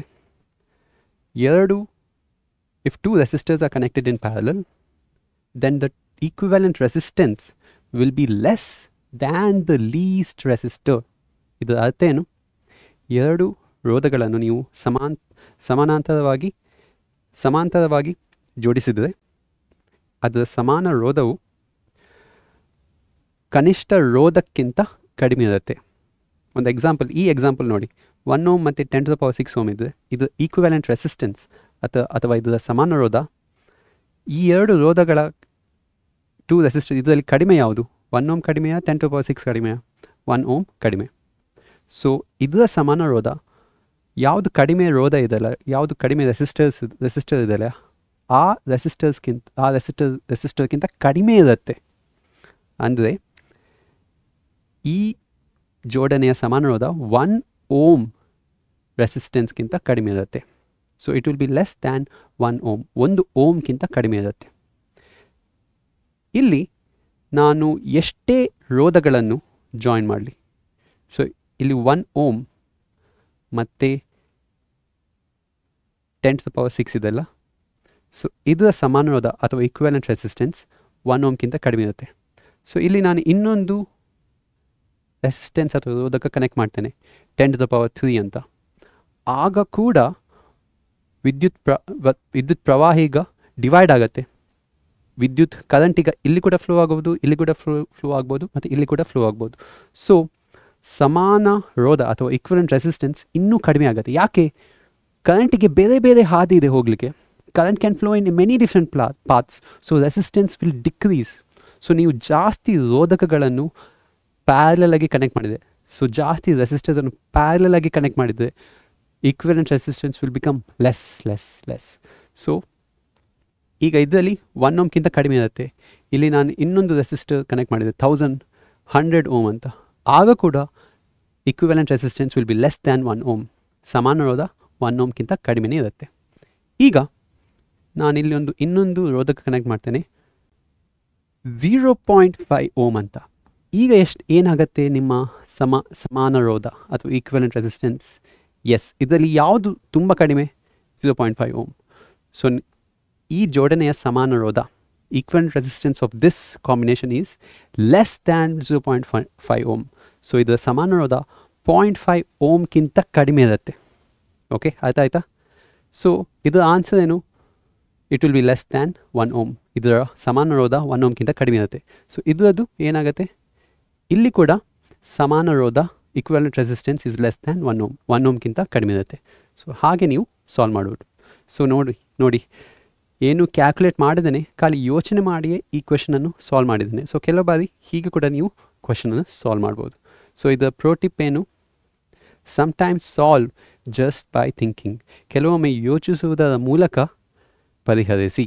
ಕ್ಯಾಲ್ಕುಲೇಟ್ ಮಾಡಿದರೆ ತುಂಬ ಕಷ್ಟ ಆಗ್ಬೋದು ನಿಮಗೆ, ಕ್ಯಾಲ್ಕುಲೇಷನ್ ತುಂಬ ದೊಡ್ಡದಾಗ್ಬೋದು ಮತ್ತು ನೀವು ಏನು ಮಿಸ್ಟೇಕ್ ಮಾಡ್ತೀರಿ. ಸೊ ಅದಕ್ಕೋಸ್ಕರ ಯೋಚನೆ ಮಾಡಿದರೆ ನೀವು ಕೆಲವು ಬಾರಿ ಈ ಟೈಪ್ ಪ್ರಾಬ್ಲಮ್ಸನ್ನು ಸಾಲ್ವ್ ಮಾಡ್ಬೋದು. ಸರಿ, ಮುಂದಿನ ಕ್ವೆಶನ್ಗೆ ಹೋಗೋಣ. How can 3 resistors of resistance 2 ohm 3 ohm and 6 ohm be connected to give a total resistance of 4 ohm and 1 ohm? 2 ohm 3 ohm ಮತ್ತು 6 ಓಮ್ಗಳ ರೋಧಗಳನ್ನು ಹೊಂದಿರುವ 3 ರೋಧಕಗಳನ್ನು ಯಾವ ರೀತಿ ಜೋಡಿಸುವುದರಿಂದ ಅವುಗಳ ಸಂಯೋಜನೆ ಒಟ್ಟು ರೋಧವು 4 ಓಮ್ ಮತ್ತು 1 ಓಮ್ ಆಗಿರುತ್ತೆ. You know more than you think you know. ನಿಮ್ಗೆ ಆಲ್ರೆಡಿ ಗೊತ್ತು ರೆಸಿಸ್ಟರ್ಸ್ ರೋಧಕಗಳನ್ನು ಹೇಗೆ ಕನೆಕ್ಟ್ ಮಾಡಿದರೆ ಸಮಾನ ರೋಧ ಹೇಗಿರುತ್ತೆ, ಈಕ್ವಿವೆಲೆಂಟ್ ರೆಸಿಸ್ಟೆನ್ಸ್ ಹೇಗಿರುತ್ತೆ ಬೇರೆ ಬೇರೆ ರೆಸಿಸ್ಟರ್ಸನ್ನು ಜಾಯಿನ್ ಮಾಡಿದರೆ. ಈಗ 3 ರೆಸಿಸ್ಟರ್ಸ್ ಕೊಟ್ಟಿದ್ದಾರೆ, 3 ರೋಧಕಗಳು ಕೊಟ್ಟಿದ್ದಾರೆ. ಇದನ್ನು ಹೇಗೆ ಜಾಯಿನ್ ಮಾಡ್ತೀರಿ, ಹೇಗೆ ಜೋಡಿಸ್ತೀರಿ? ಫಸ್ಟ್ ಆನ್ಸರ್ ನಿಮ್ಮ 4 ಓಮ್ ಸಿಗೋದಾಗೆ ಹೇಗೆ ಜೋಡಿಸ್ತೀರಿ ಅಥವಾ 1 ಓಮ್ ಸಿಗೋದಾಗೆ ಹೇಗೆ ಜೋಡಿಸ್ತೀರಿ ಅಂತ ಕೇಳ್ತಿದ್ದಾರೆ. ಈಗ ನೋಡಿ, ಇದಕ್ಕೆ ನಾವು ಬೇರೆ ಬೇರೆ ರೀತಿಯಲ್ಲಿ ನೀವು ಜೋಡಿಸ್ಬೋದು. ಸೊ ನೀವು ಏನು ಮಾಡಬೇಕಂದ್ರೆ ಬೇರೆ ಬೇರೆ ರೀತಿಯಲ್ಲಿ ಜೋಡಿಸಿ ಟ್ರೈ ಮಾಡಬೇಕು ಆನ್ಸರ್ ಎಷ್ಟು ಸಿಗುತ್ತೆ ಅಂತ. ಸೊ ಯಾವ ರೀತಿಯಲ್ಲಿ 3 ರೋಧಕಗಳನ್ನು ಜೋಡಿಸ್ಬೋದು, 3 ರೆಸಿಸ್ಟರ್ಸನ್ನು ಯಾವ ರೀತಿಯಲ್ಲಿ ಜೋಡಿಸ್ಬೋದು? ಫಸ್ಟ್ ಸೀರೀಸಲ್ಲಿ ಜೋಡಿಸ್ಬೋದು. ಸೊ ಎಲ್ಲವನ್ನು ಸೀರೀಸಲ್ಲಿ ಅಥವಾ ಸರಣಿ ಕ್ರಮದಲ್ಲಿ ಜೋಡಿಸಿದರೆ ಎಷ್ಟಾಗುತ್ತೆ answer? 2 ohm 3 ohm 6 ohm. 2 + 3 + 6, 2 + 3 is 5, 5 + 6 is 11 ohm. So ಇದರದ್ದು 11 ಓಮ್ ಅಂತ ಸಿಗುತ್ತೆ. 11 ಓಮ್ ನಮಗೆ ಬೇಡ, ಸೊ ಇದು ರಾಂಗ್ ಆನ್ಸರ್. ನೆಕ್ಸ್ಟ್ ಯಾವ ರೀತಿಯಲ್ಲಿ ಜೋಡಿಸ್ಬೋದು? ಪ್ಯಾರಲಲ್ ಅಥವಾ ಸಮಾಂತರವಾಗಿ ಜೋಡಿಸ್ಬೋದು. ಸೊ ಪ್ಯಾರಲಲ್ ಆಗಿ ಜೋಡಿಸಿ ಏನು ಸಿಗುತ್ತೆ ಆಗ 1/RP ಬಂದುಬಿಟ್ಟು 1/2 + 1/3 + 1/6 ಅಂತ ಸಿಗುತ್ತೆ. ಸೊ ಇದರದ್ದು LCM ಅಥವಾ ಲಸ ಬಂದುಬಿಟ್ಟು 6. ಸೊ ಅದಕ್ಕೋಸ್ಕರ ಇಲ್ಲಿ ಇಂಟು 3 ಇಂಟು 3 ಇಲ್ಲಿ ಇಂಟು 2 ಇಂಟು 2 ಇಲ್ಲಿ 3 + 2 × 1 is 2 + 1 3 + 2 is 5 5 + 1 is 6/6. ಇದು 1/RP. ಸೊ RP ಬಂದುಬಿಟ್ಟು 6/6 is 1. ಸೊ 1/1 is 1 ಓಮ್ ಅಂತ ಸಿಗುತ್ತೆ. ಹಾಂ, ಸೊ ಈಗ ಈ 3 ರೋಧಕಗಳನ್ನು ಸಮಾಂತರವಾಗಿ ಜೋಡಿಸಿದರೆ, ಪ್ಯಾರಲ್ ಆಗಿ ಜೋಡಿಸಿದರೆ ಅದರ ಈಕ್ವಲೆಂಟ್ ರೆಸಿಸ್ಟೆನ್ಸ್ 1 ಓಮ್ ಸಿಗುತ್ತೆ. ಓಕೆ, ಸೊ ಸೆಕೆಂಡ್ ಆನ್ಸರ್ ನಮ್ಗೆ ಗೊತ್ತಾಯಿತು. ಹಾಗೆ 4 ಓಮ್ ಅಂತ ಹೇಗೆ ಸಿಗ್ಬೋದು ನಮಗೆ? ಸೀರೀಸಲ್ಲಿ ಜಾಯಿನ್ ಮಾಡಿ ಆಯಿತು, ಪ್ಯಾರಲ್ ಹೀಗೆ ಕೂಡ ಜಾಯಿನ್ ಮಾಡಿ ಆಯಿತು. ಬೇರೆ ಯಾವ ರೀತಿಯಲ್ಲಿ ಜಾಯಿನ್ ಮಾಡ್ಬೋದು? ಹಾಂ, ಬೇರೆ ಬೇರೆ ರೀತಿಯಲ್ಲಿ ಜಾಯಿನ್ ಮಾಡ್ಬೋದು. ನೋಡಿ, ಈ ರೀತಿ 2 ರೆಸಿಸ್ಟರ್ಸ್ ಈ ರೀತಿ ಜಾಯಿನ್ ಮಾಡಿ, ಇನ್ನೊಂದು ಈ ರೀತಿ ಜಾಯಿನ್ ಮಾಡ್ಬೋದು. ಬೇರೆ ಯಾವುದು ರೀತಿಯಲ್ಲಿ ಜಾಯಿನ್ ಮಾಡ್ಬೋದು? 2 ರೆಸಿಸ್ಟರ್ಸ್ ಹೀಗೆ ಮತ್ತು ಇನ್ನೊಂದು ರೆಸಿಸ್ಟರ್ ಹೀಗೆ, ಈ ರೀತಿಯಲ್ಲಿ ಕೂಡ ಜಾಯಿನ್ ಮಾಡ್ಬೋದು. ಸೊ ಇದರಲ್ಲಿ ನೋಡುವ, ಫಸ್ಟ್ ಕೇಸಲ್ಲಿ ಎಷ್ಟು ಬರುತ್ತೆ ಆನ್ಸರ್ ಅಂತ ನೋಡೋಣ. ಸೊ ಇದನ್ನು ನಾನು ಇರೇಸ್ ಮಾಡ್ತೇನೆ. ಸೊ ಈ ರೀತಿ ಜಾಯಿನ್ ಮಾಡಿದರೆ ನಿಮಗೆ 4 ಓಮ್ ಸಿಗುತ್ತೆ. ಹೇಗೆ? 3 ಮತ್ತು 6 ಅನ್ನು ನಾನು ಪ್ಯಾರಲಲ್ ಆಗಿ ಜಾಯಿನ್ ಮಾಡಿದ್ದೀನಿ. ಸೊ ಇದರ ಸಮಾನ ರೋಧ ಈಕ್ವಲೆಂಟ್ ರೆಸಿಸ್ಟೆನ್ಸ್ ಬಂದುಬಿಟ್ಟು 1/3 + 1/6 which is equal to 6 into 2 into 2 ಮಾಡಿದೆ 2 + 1 is 3 ವಿಚ್ ಇಸ್ 1/2 ಅಂತ ಸಿಗುತ್ತೆ. ಸೊ 1/2. ಸೊ RP ಬಂದುಬಿಟ್ಟು 2 ಓಮ್. ಮತ್ತು ಇದು ಸೀರೀಸಲ್ಲಿದೆ, ಸರಣಿ ಕ್ರಮದಲ್ಲಿದೆ. ಸೊ 2 + 2 4 ಓಮ್ ಅಂತ ಸಿಗುತ್ತೆ. ಸೊ ಈ ರೀತಿಯಲ್ಲಿ ಜಾಯಿನ್ ಮಾಡಿದರೆ ನಿಮಗೆ ಆನ್ಸರ್ 4 ಓಮ್ ಸಿಗುತ್ತೆ. ಸೊ 2 ಆನ್ಸರ್ ಸಿಕ್ಕಿತು. ಇದು ನಾವು ಆಲ್ರೆಡಿ ನೋಡಿದ್ದೇವೆ. ಸೊ ಈ ರೀತಿಯಲ್ಲಿ ನೀವು ಸಾಲ್ವ್ ಮಾಡ್ಬೋದು. ಸೊ ಇದರ ಪ್ರೋ ಟಿಪ್ ಏನು? So thing you need to remember is trial and error method. ಅನೇಕ ಪರಿಹಾರಗಳನ್ನು ಪ್ರಯತ್ನಿಸಿ. ಬೇರೆ ಬೇರೆ ರೀತಿಯಲ್ಲಿ ನೀವು ಜಾಯಿನ್ ಮಾಡ್ಬೋದಲ್ಲ. ಸೊ ಒಂದೊಂದು ರೀತಿಯಲ್ಲಿ ನೀವು ಜಾಯಿನ್ ಮಾಡಿ ಟ್ರೈ ಮಾಡಿ, ಒಂದರಲ್ಲಿ ನಿಮಗೆ ಆನ್ಸರ್ ಖಂಡಿತವಾಗಿ ಸಿಗುತ್ತೆ. ಸೊ ಈ ರೀತಿಯಲ್ಲಿ ಈ ಪ್ರಾಬ್ಲಮನ್ನು ನೀವು ಸಾಲ್ವ್ ಮಾಡ್ಬೋದು. ಸರಿ, ಮುಂದಿನ ಕ್ವೆಶನ್ಗೆ ಹೋಗೋಣ. The resistors R1, R2, R3 have values 10 ohm, 20 ohm and 60 ohm respectively, which have been parallelly connected to a battery of 24 volts in an electric circuit. Then calculate the following. ರೋಧಗಳಾದ R1, R2, R3ಗಳ ಬೆಲೆಗಳು ಕ್ರಮವಾಗಿ 10 ohm, 20 ohm ಮತ್ತು 60 ohmಗಳಾಗಿದ್ದು ಅವುಗಳನ್ನು 24 ohm ವಿಭವಾಂತರವಿರುವ ಒಂದು ಬ್ಯಾಟರಿಗೆ ಸಮಾಂತರವಾಗಿ ವಿದ್ಯುತ್ ಮಂಡಲದಲ್ಲಿ ಜೋಡಿಸಿದೆ. ಹಾಗಾದರೆ ಕೆಳಗಿನವುಗಳನ್ನು ಲೆಕ್ಕಾಚಾರ ಮಾಡಿ ಅಂತ ಹೇಳ್ತಿದ್ದಾರೆ. ಏನು? The current flowing through each resistor, the total current in the circuit, the total resistance of the circuit. ಪ್ರತಿಯೊಂದು ರೋಧಕದ ಮೂಲಕ ಪ್ರವಹಿಸುತ್ತಿರುವ ವಿದ್ಯುತ್ ಪ್ರವಾಹ, ಮಂಡಲದಲ್ಲಿರುವ ಒಟ್ಟು ವಿದ್ಯುತ್ ಪ್ರವಾಹ ಮತ್ತು ಮಂಡಲದ ಒಟ್ಟು ರೋಧ ಏನಂತ ಕೇಳ್ತಿದ್ದಾರೆ. ನೋಡಿ, ಫಸ್ಟ್ ನೀವು ಕ್ವೆಶನ್ ಓದಿ ಆದಮೇಲೆ ಏನು ಫಸ್ಟ್ ಸ್ಟೆಪ್ ಏನು? You know more than you think you know. ನೀವು ಯೋಚಿಸೋದಕ್ಕಿಂತ ಜಾಸ್ತಿ ನಿಮಗೆ ತಿಳಿದಿದೆ. ನಿಮಗೆ ಆಲ್ರೆಡಿ ಗೊತ್ತು ಓಮ್ನ ನಿಯಮ ಗೊತ್ತು. ರೆಸಿಸ್ಟರ್ಸ್ ಪ್ಯಾರಲಲ್ ಇದ್ದರೆ ಏನಾಗುತ್ತೆ, ರೆಸಿಸ್ಟರ್ಸ್ ಸಮಾಂತರವಾಗಿದ್ದರೆ ಏನಾಗುತ್ತೆ, ರೋಧಕಗಳು ಸಮಾಂತರವಾಗಿದ್ದರೆ ಏನಾಗುತ್ತೆ. ಸೊ ಇದೆಲ್ಲ ನಿಮಗೆ ಆಲ್ರೆಡಿ ಗೊತ್ತು. ಅದನ್ನು ನೀವೀಗ ಯೂಸ್ ಮಾಡಬೇಕಷ್ಟೆ. ಓಕೆ, ಸೊ ಫಸ್ಟ್ ನೀವು ಕ್ವೆಶ್ನನ್ನು ಚೆನ್ನಾಗಿ ಅರ್ಥ ಮಾಡ್ಕೊಳ್ಳುವ. ಏನು ಕೊಟ್ಟಿದ್ದಾರೆ ನೋಡಿ, 3 ರೆಸಿಸ್ಟರ್ಸ್,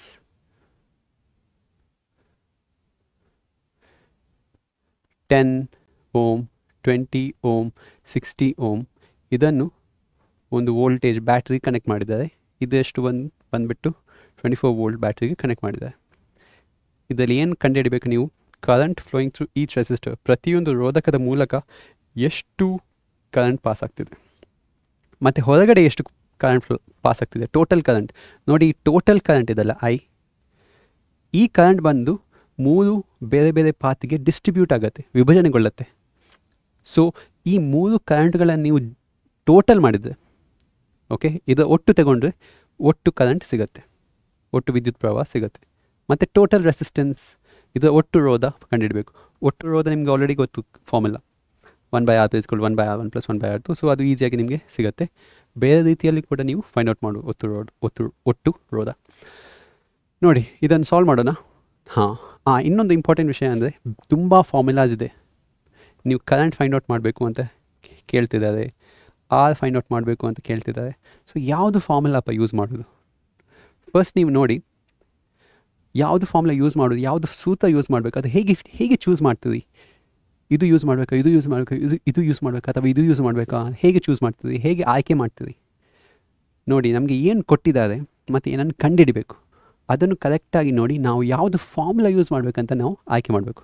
ನಮಗೆ ಏನು ಕೊಟ್ಟಿದ್ದಾರೆ ನೋಡಿ, ಕೆಲವು ರೋಧಕಗಳು ಆರ್ ಕೊಟ್ಟಿದ್ದಾರೆ ಮತ್ತು ವಿ ಕೊಟ್ಟಿದ್ದಾರೆ. ಸೊ ಇದು ಗೊತ್ತು ಮತ್ತು ಐ ಮತ್ತು ಆರನ್ನು ಫೈಂಡ್ ಔಟ್ ಮಾಡಬೇಕು. ಓಕೆ, ಇಲ್ಲಿ ನೋಡಿ ಕ್ಯೂ, ಸಮಯ ಇದೆಲ್ಲ ನಮ್ಗೆ ಗೊತ್ತಿಲ್ಲ. ಸೊ ಇದನ್ನು ಯೂಸ್ ಮಾಡಲಿಕ್ಕೆ ಆಗಲ್ಲ. ಮತ್ತು ವರ್ಕ್ ಡನ್, ಕ್ಯೂ ಇದು ಗೊತ್ತಿಲ್ಲ. ಸೊ ಇದನ್ನು ಯೂಸ್ ಮಾಡಲಿಕ್ಕೆ ಆಗಲ್ಲ. ಆರ್ ಅಂದರೆ ರೋ ಎಲ್ ಬೈ ಎ, ಉದ್ದ ಅಡ್ಡಕೋಯ್ತ ಕೊಟ್ಟಿದ್ದಾರೆ, ಇಲ್ಲ. ಇದೆಲ್ಲ ಫಾರ್ಮುಲಾ ಫೈಂಡ್ ಔಟ್ ಮಾಡಲಿಕ್ಕೆ ಇದು ಯೂಸ್ ಆಗಲ್ಲ. V is equal to I, ಓಮ್ನ ನಿಯಮ, ಓಮ್ಸ್ ಲಾ. ಸೊ ಈ ಫಾರ್ಮುಲಾ ನಾವು ಯೂಸ್ ಮಾಡ್ಬೋದು. ಓಕೆ, ಮತ್ತು ಇಲ್ಲಿ ನೋಡಿ R is equal to R S plus R S is equal to R 1 plus R 2 plus R 3. ಈ ಫಾರ್ಮುಲಾ ಕೂಡ ಯೂಸ್ ಮಾಡೋದು. ಆದರೆ ಇದರಲ್ಲಿ ಈ ಕ್ವೆಶ್ಚನಲ್ಲಿ ಸರಣಿ ಕ್ರಮದಲ್ಲಿ ರೋಧಕಗಳು ಇಲ್ಲ. It is not in series resistors. So ಇದು ಕೂಡ ಯೂಸ್ ಮಾಡಲ್ಲ. ಹಾಂ, ಈ ಫಾರ್ಮುಲಾ ಯೂಸ್ ಅಗತ್ಯ ಬರ್ಬೋದು, ಯಾಕಂದರೆ ಇದು ಪ್ಯಾರಲಲ್ ಕಾಂಬಿನೇಷನ್, ಸಮಾಂತರವಾಗಿ ಜೋಡಣೆ. ಸೊ ಇದನ್ನು ಕೂಡ ನಾವು ಯೂಸ್ ಮಾಡ್ತೇವೆ. ಇದೆಲ್ಲ ಹೀಟ್ ಜನರೇಟೆಡ್, ಉಷ್ಣ ಉತ್ಪತ್ತಿಯ ಫಾರ್ಮುಲಾಗಳು. ಸೊ ಇದೆಲ್ಲ ಬೇಡ, ಇದೆಲ್ಲ ಯೂಸ್ ಮಾಡೋದು ಅವಶ್ಯಕತೆ ಇಲ್ಲ. ಪವರ್ ಅಥವಾ ವಿದ್ಯುತ್ ಸಾಮರ್ಥ್ಯ ಕೇಳಿದಾರ, ಇಲ್ಲ, ಇದು ಕೂಡ ಅಗತ್ಯ ಇಲ್ಲ. ಎನರ್ಜಿ ಕೇಳಿದಾರ, ಇಲ್ಲ. So this is the formula you have to use. ಸರಿ, ಫಸ್ಟ್ ವಾಟ್ ಈಸ್ ಗಿವನ್, ಏನು ಕೊಟ್ಟಿದ್ದಾರೆ ಬರೆಯುವ. R1 R2 R3 ಕೊಟ್ಟಿದ್ದಾರೆ, ವಿ ಕೊಟ್ಟಿದ್ದಾರೆ. ಏನನ್ನು ಕಂಡುಹಿಡಿಯಬೇಕು? I is equal I1 I2 I3 ಕಂಡುಹಿಡಬೇಕು. ನೋಡಿ, ನಾನು ಇಲ್ಲಿ ಡ್ರಾ ಮಾಡ್ತೇನೆ.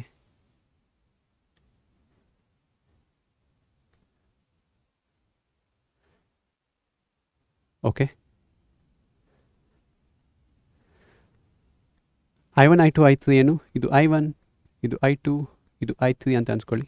I1ದು ರೆಸಿಸ್ಟೆನ್ಸ್ ಅಥವಾ ರೋಧ 10 ಓಮ್ ಅಂತ ಅನ್ಸ್ಕೊಳ್ಳಿ. ಇದು R1 ಅಂತ ಹೇಳಿ. R2 20 ohm, R3 60 ohm.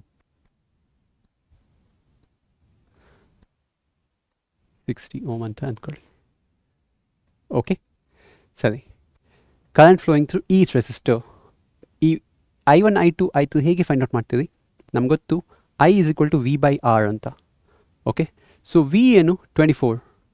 So ಎಲ್ಲ ರೆಸಿಸ್ಟರ್ಸ್ ಇದು ಅಕ್ರಾಸ್ ಸೇಮ್ ವೋಲ್ಟೇಜ್ ಇರುತ್ತೆ, 24 ವೋಲ್ಟ್. ಸೊ ಎಲ್ಲ ರೋಧಕಗಳ ತುದಿಗಳಲ್ಲಿ ಸೇಮ್ ವಿದ್ಯುತ್ ವಿಭವ ಅಂತ ಇರುತ್ತೆ. ಯಾಕೆ? ಪ್ಯಾರಲಲ್ ಕಾಂಬಿನೇಷನಲ್ಲಿ ವೋಲ್ಟೇಜ್ ಸೇಮ್ ಇರುತ್ತೆ. ಸಮಾಂತರವಾಗಿ ಜೋಡಣೆ ಮಾಡಿದ ರೋಧಕಗಳನ್ನು ಅದರ ತುದಿಗಳಲ್ಲಿ ವಿದ್ಯುತ್ ವಿಭವಾಂತರ ಸೇಮ್ ಇರುತ್ತೆ. ಅದನ್ನು ನೆನಪಲ್ಲಿಟ್ಕೊಳ್ಳಿ. ಸೊ ಹಾಗಾದರೆ I1 ಬಂದುಬಿಟ್ಟು ವಿ ಡಿವೈಡೆಡ್ ಬೈ ಇಲ್ಲಿ ಯಾವುದು ರೋಧ ಇದೆ, ಯಾವುದು ರೆಸಿಸ್ಟರ್ ಇದೆ ಅದು ಬರಿಬೇಕಿಲ್ಲಿ. ಸೊ ವಿ ಬೈ R1 ಮಾಡಿದರೆ 24/10 ಸಿಗುತ್ತೆ. ಆಗ 2.4 ಆ್ಯಂಪಿಯರ್ ಸಿಗುತ್ತೆ. ಸೊ ಇದು 2.4 ಆ್ಯಂಪಿಯರ್. ಹಾಗೆಯೇ I2 1.2 ಆ್ಯಂಪಿಯರ್, I3 0.4 ಆ್ಯಂಪಿಯರ್ ಸಿಗುತ್ತೆ. ಈಗ I1 I2 I3 ಸಿಕ್ಕಿತು. ನೆಕ್ಸ್ಟ್ ಬಂದುಬಿಟ್ಟು total current in the circuit. So ಎಲ್ಲ ಕರೆಂಟ್ಗಳನ್ನು ನೀವು ಟೋಟಲ್ ಮಾಡಿದರೆ ಇದರ ಒಟ್ಟು ತಗೊಂಡ್ರೆ ಆಗ ನಿಮಗೆ ಟೋಟಲ್ ಕರೆಂಟ್ I ಸಿಗುತ್ತೆ.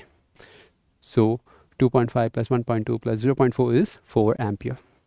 ಲಾಸ್ಟ್ ಏನು ಕೇಳಿದ್ದಾರೆ? ಒಟ್ಟು ರೋಧ.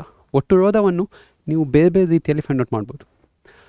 1/RP is equal to 1/R1 plus 1/R2 plus 1/R3 ಈ ರೀತಿಯಲ್ಲಿ ಕೂಡ ಫೈಂಡ್ ಔಟ್ ಮಾಡ್ಬೋದು.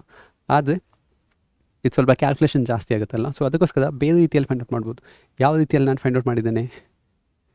Total resistance of the circuit is given by R is equal to total voltage by total current. ಈ circuit ಇದು ಟೋಟಲ್ ವಿದ್ಯುತ್ ವಿಭವ ಅಂತ ಇದೆಲ್ಲ, ಡಿವೈಡೆಡ್ ಬೈ ಆ ಸರ್ಕ್ಯೂಟಲ್ಲಿರುವ ಟೋಟಲ್ ಕರೆಂಟ್, ಒಟ್ಟು ವಿದ್ಯುತ್ ಪ್ರವಾಹ. So total voltage is 24, total current is ಇದು I ಇದೆಲ್ಲ. So 4 ampere. ಸೊ 24/4 6 ಓಮ್ಸ್ ಅಂತ ಸಿಗುತ್ತೆ. ನೀವು ಈ ರೀತಿಯಲ್ಲಿ ಮಾಡಿದ್ರು ಕೂಡ ಸೇಮ್ 6 ಓಮ್ ಅಂತ ಸಿಗುತ್ತೆ ನಿಮಗೆ ಆನ್ಸರ್. ಓಕೆ, ಸೊ ಇದರ ಪ್ರೋಟಿಪ್ ಬಂದುಬಿಟ್ಟು not all formulae are useful. ಎಲ್ಲ ಸೂತ್ರಗಳು ಉಪಯುಕ್ತವಲ್ಲ. ಓಕೆ, ನೀವು ಕರೆಕ್ಟಾಗಿ ಚೂಸ್ ಮಾಡಬೇಕು ಯಾವುದು ಫಾರ್ಮುಲಾ ಯೂಸ್ ಮಾಡಬೇಕಂತ. ಓಕೆ, ಅದನ್ನು ಹೇಗೆ ಚೂಸ್ ಮಾಡ್ತೀರಿ? ಏನು ಕೊಟ್ಟಿದ್ದಾರೆ ಮತ್ತು ಏನು ಗೊತ್ತಿಲ್ಲ ಅದನ್ನು ನೋಡಿ ನೀವು ಫೈಂಡ್ ಔಟ್ ಮಾಡ್ತೀರಿ. ಓಕೆ, ಸರಿ. ಮುಂದಿನ ಕ್ವೆಶನಿಂದ ಲೋಕೇಶ್ ಅವರು ಎಕ್ಸ್ಪ್ಲೇನ್ ಮಾಡ್ತಾರೆ. ಬನ್ನಿ ಮುಂದಿನ ಕ್ವೆಶನ್ಗೆ ಹೋಗೋಣ. ಅಸಾಧ್ಯವೆಂದು ಹಿಂದೆ ಸರಿಯುವವನ್ನು ಮೊದಲನೇ ಬಾರಿ ಪ್ರಯತ್ನಿಸಿ. ಸೊ ಅಂತ ಹೇಳಕ್ಕೆ ಇಷ್ಟಪಡ್ತಾ ಈ ಪ್ರಾಬ್ಲಮ್ಸನ್ನು ಶುರು ಮಾಡ್ತಾ ಇದ್ದೀನಿ. ಸೊ ಇವು ಫಾರ್ಮುಲಾ ಲಿಸ್ಟ್ ಇವು. ವಿದ್ಯುತ್ ಶಕ್ತಿಯು ಮತ್ತು ವೋಲ್ಟೇಜ್ ಆಗಿರ್ಬೋದು, potential difference, energy, and this is about the Q. So ಇವೆಲ್ಲ ಫಾರ್ಮುಲಾಸ್ನ ಕ್ಲೀನಾಗಿ ಅನಲೈಸ್ ಮಾಡಿ ನೆನಪಲ್ಲಿ ಇಟ್ಟಿರಬೇಕು. ಸೊ ಥಿಯರಿ ಯಾವ ಥರ ಕಲ್ತಿದ್ದಾದಮೇಲೆ ಈ ಫಾರ್ಮುಲಾಸ್ ಎಲ್ಲನೂ ಮೈಂಡಲ್ಲಿ ನಿಮಗೆ ಉಳಿಲೇಬೇಕು. ಸೊ ಇದೆಲ್ಲ ಕಲ್ತಾದಮೇಲೆ ಆಲ್ರೆಡಿ ಸರ್ ಇನ್ಸ್ಟ್ರಕ್ಟ್ ಮಾಡಿರ್ತಾರೆ. ಸೊ ಇದೆಲ್ಲ ಆದಮೇಲೆ ಪ್ರಾಬ್ಲಮ್ಸ್ನ ಶುರು ಮಾಡೋಣ. So the resistivity of manganese wire of length 1 meter is 1.84 × 10⁻⁻6 ohm metre. So this will be 10⁻⁻6 ohm metre. 20 degree ಸೆಂಟಿಗ್ರೇಡ್ನಲ್ಲಿ ತಾಪಮಾನದಲ್ಲಿ 1 ಮೀಟರ್ ಉದ್ದದ ಮ್ಯಾಂಗನೀಸ್ ತಂತಿಯ ರೋಧಶೀಲತೆಯು 1.84 × 10⁻⁴ ಓಮ್ ಮೀಟರನ್ನು ಕೊಟ್ಟಿದ್ದಾರೆ. ಸೊ ಅದಾಗಿರುತ್ತೆ, ಆಗಿದೆ. ತಂತಿಯ ವ್ಯಾಸವು, ಸೊ ಡಯಾಮೀಟರ್ ಕೊಟ್ಟಿರ್ತಾರೆ, 3 × 10⁻⁴ ಮೀಟರ್ ಆದರೆ ಈ ತಾಪಮಾನದಲ್ಲಿ ತಂತಿಯ ರೋಧವನ್ನು ಕಂಡುಹಿಡಿಯಿರಿ. ರೋಧವನ್ನು ಇದನ್ನು ನಾವು ಕಂಡುಹಿಡಬೇಕಾಗುತ್ತೆ. ಸೊ ರೋಧವನ್ನು ರೆಸಿಸ್ಟೆನ್ಸ್, ಸೊ ರೆಸಿಸ್ಟೆನ್ಸನ್ನು ಕ್ಯಾಲ್ಕುಲೇಟ್ ಮಾಡಬೇಕಾಗುತ್ತೆ. ಸೊ ಇದಕ್ಕೆ ಕೊಟ್ಟಿರೋ ಗಿವನ್ ಡೇಟಾ ಏನೇನಾಗಿರುತ್ತೆ ಅಂದರೆ ಲೆಂತ್ ಕೊಟ್ಟಿದ್ದಾರೆ. ಸೊ L = 1.84 × 10⁻1 ಮೀಟರ್ ಅನ್ನೋದು ಲೆಂತ್ ಆಗಿರುತ್ತೆ. ಸೊ ನೆಕ್ಸ್ಟು ರೆಸಿಸ್ಟಿವಿಟಿ, ಸೊ ರೋಧಶೀಲತೆಯು 1.84 × 10⁻⁶ ಓಮ್ ಮೀಟರ್. ಸೊ ಅದು ಫಸ್ಟ್ ತೊಗೊಳ್ಳೋಣ. ಸೊ ಲೆಂತ್ 1 ಮೀಟರ್, ಉದ್ದ 1 ಮೀಟರ್. ಸೊ ನೆಕ್ಸ್ಟ್ ರೆಸಿಸ್ಟಿವಿಟಿ, ರೋಧಶೀಲತೆ 1.84 × 10⁻⁶ ohm metre. So next radius, ತ್ರಿಜ್ಯ ಕ್ಯಾಲ್ಕುಲೇಟ್ ಮಾಡಬೇಕಾಗುತ್ತೆ. ಫಸ್ಟು ಡಯಾಮೀಟರ್ ಅವರು ಕೊಟ್ಟಿದ್ದಾರೆ. ಸೊ ಡಯಾಮೀಟರನ್ನು ಆಲ್ರೆಡಿ ಕೊಟ್ಟಿದ್ದಾರೆ, 3 × 10⁻⁴. ಸೊ ಈ ವ್ಯಾಲ್ಯೂವನ್ನು ಡಯಾಮೀಟರ್ ಕೊಟ್ಟಿರ್ತಾರೆ. ನಾವು ಫಸ್ಟು ತ್ರಿಜ್ಯ ಕ್ಯಾಲ್ಕುಲೇಟ್ ಮಾಡಬೇಕು. ಸೊ ಅದಕ್ಕಾಗಿ D/2. ಸೊ D/2 ತಗೊಂಡ್ರೆ ನಮಗೆ ರೇಡಿಯಸ್, ತ್ರಿಜ್ಯ ಸಿಗುತ್ತದೆ. ಸೊ ತ್ರಿಜ್ಯವನ್ನು ಕ್ಯಾಲ್ಕುಲೇಟ್ ಮಾಡಬೇಕಾಗುತ್ತೆ. ಸೊ ಇದಾದ ನಂತರ ಅಲ್ಲಿ ಆ್ಯಕ್ಚುಲಿ ಕೇಳ್ತಿರೋದು ಏನು ಅಂತ ನೋಡೋಣ. ಸೊ ಇಲ್ಲಿ ರೆಸಿಸ್ಟೆನ್ಸನ್ನು ಕೇಳುತ್ತಿದ್ದಾರೆ. ಸೊ ರೋಧವನ್ನು ನಾವು ಕ್ಯಾಲ್ಕುಲೇಟ್ ಮಾಡಬೇಕು. ಸೊ ಅದರಿಂದಾಗಿ ಸೊ ನಮ್ಗೆ ಆಲ್ರೆಡಿ ಫಾರ್ಮುಲಾ ಸೂತ್ರ ಗೊತ್ತಿದೆ. So R = ρl/A. This is a formula, ಸೂತ್ರ. ಸೊ ಈ ಸೂತ್ರವನ್ನು ಯೂಸ್ ಮಾಡಿಕೊಂಡು ನಾವು ಕ್ಯಾಲ್ಕುಲೇಟ್ ಮಾಡಬೇಕು. ಸೊ ರೋ 1.84 × 10⁻⁶ ಇಂಟು ಲೆಂತ್, ಉದ್ದ 1 ಮೀಟರ್. ಸೊ ನೆಕ್ಸ್ಟ್ ಏರಿಯಾವನ್ನು ಕ್ಯಾಲ್ಕುಲೇಟ್ ಮಾಡಬೇಕಂದ್ರೆ ಫಾರ್ಮುಲಾ ಇದೆ, πr². ಪೈ ವ್ಯಾಲ್ಯೂ ಗೊತ್ತಿದೆ, 3.14 ಇಂಟು ರೇಡಿಯಸ್, ತ್ರಿಜ್ಯ. ಸೊ 1.5 ಇಂಟು 1.5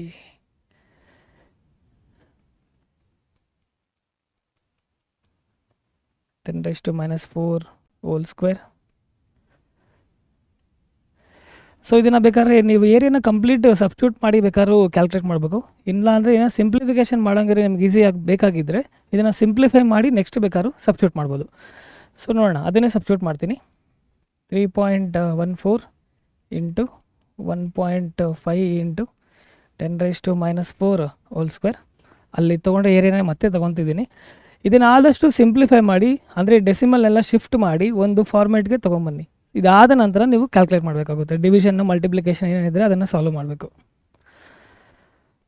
ಸೊ 1.84 ಇರೋದ್ರಿಂದ ನಾನು 186 ತೊಗೊತೀನಿ.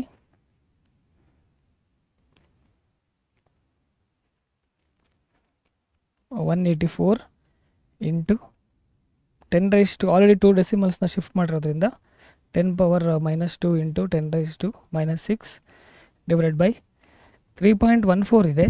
ಸೊ ಇದನ್ನು 314 ಇಂಟು 10⁻². ಸೊ ಇದು 1.5 ಆ್ಯಂಡ್ ಇಲ್ಲಿ ಹೋಲ್ ಸ್ಕ್ವೇರ್ ಇರೋದ್ರಿಂದ 2 ಸಲ ತೊಗೊಬೇಕು. ಇಂಟು 10⁻⁻4 ಹೋಲ್ ಸ್ಕ್ವೇರ್ ಇದಕ್ಕೂ ಇರುತ್ತೆ. ಸೊ ಇಷ್ಟು ಏನೇನು ಥಿಂಗ್ಸ್, ಏನೇನು ಡೆಸಿಮಲ್ಸ್ನ ಚೇಂಜ್ ಮಾಡಬೇಕು ಮಾಡಿಕೊಂಡು ಇದನ್ನು ಸಾಲ್ವ್ ಮಾಡಿ ಈಸಿಯಾಗಿ ಆನ್ಸರ್ ಸಿಗುತ್ತೆ. ಸೊ ಇದನ್ನು ಕ್ಯಾಲ್ಕುಲೇಟ್ ಮಾಡಿದ್ರೆ ನಿಮಗೆ ಫೈನಲ್ ಆಗಿ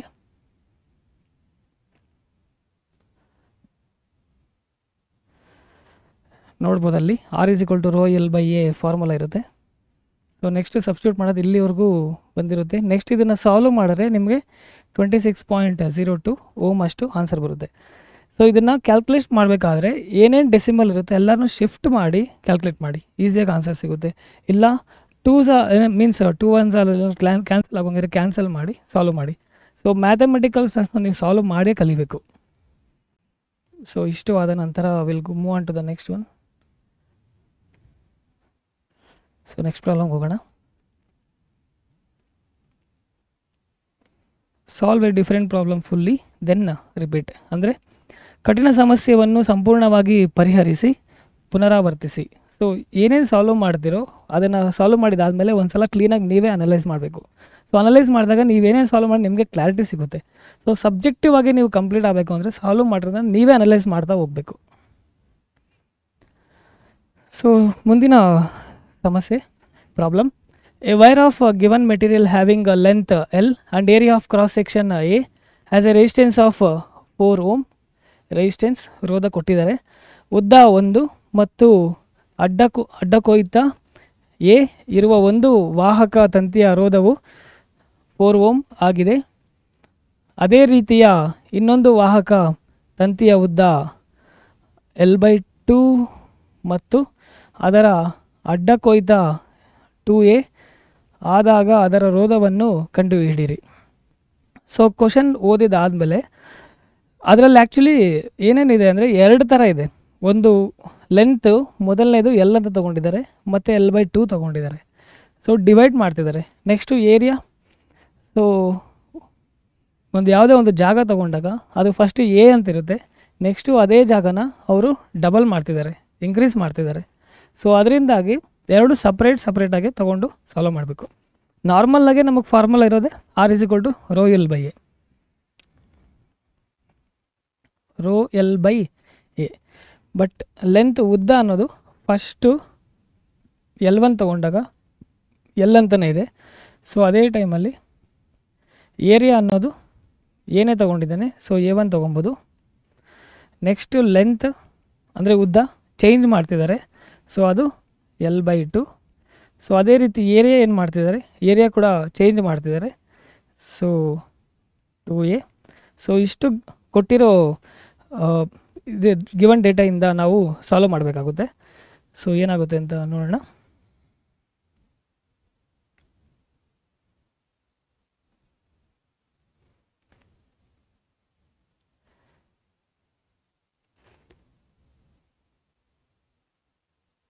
ಸೊ ನೋಡಿ, ಫಾರ್ ದಿ ಫಸ್ಟ್ ವೈರ್ ಮೊದಲನೇ ತಂತಿ R1 = ρl/a.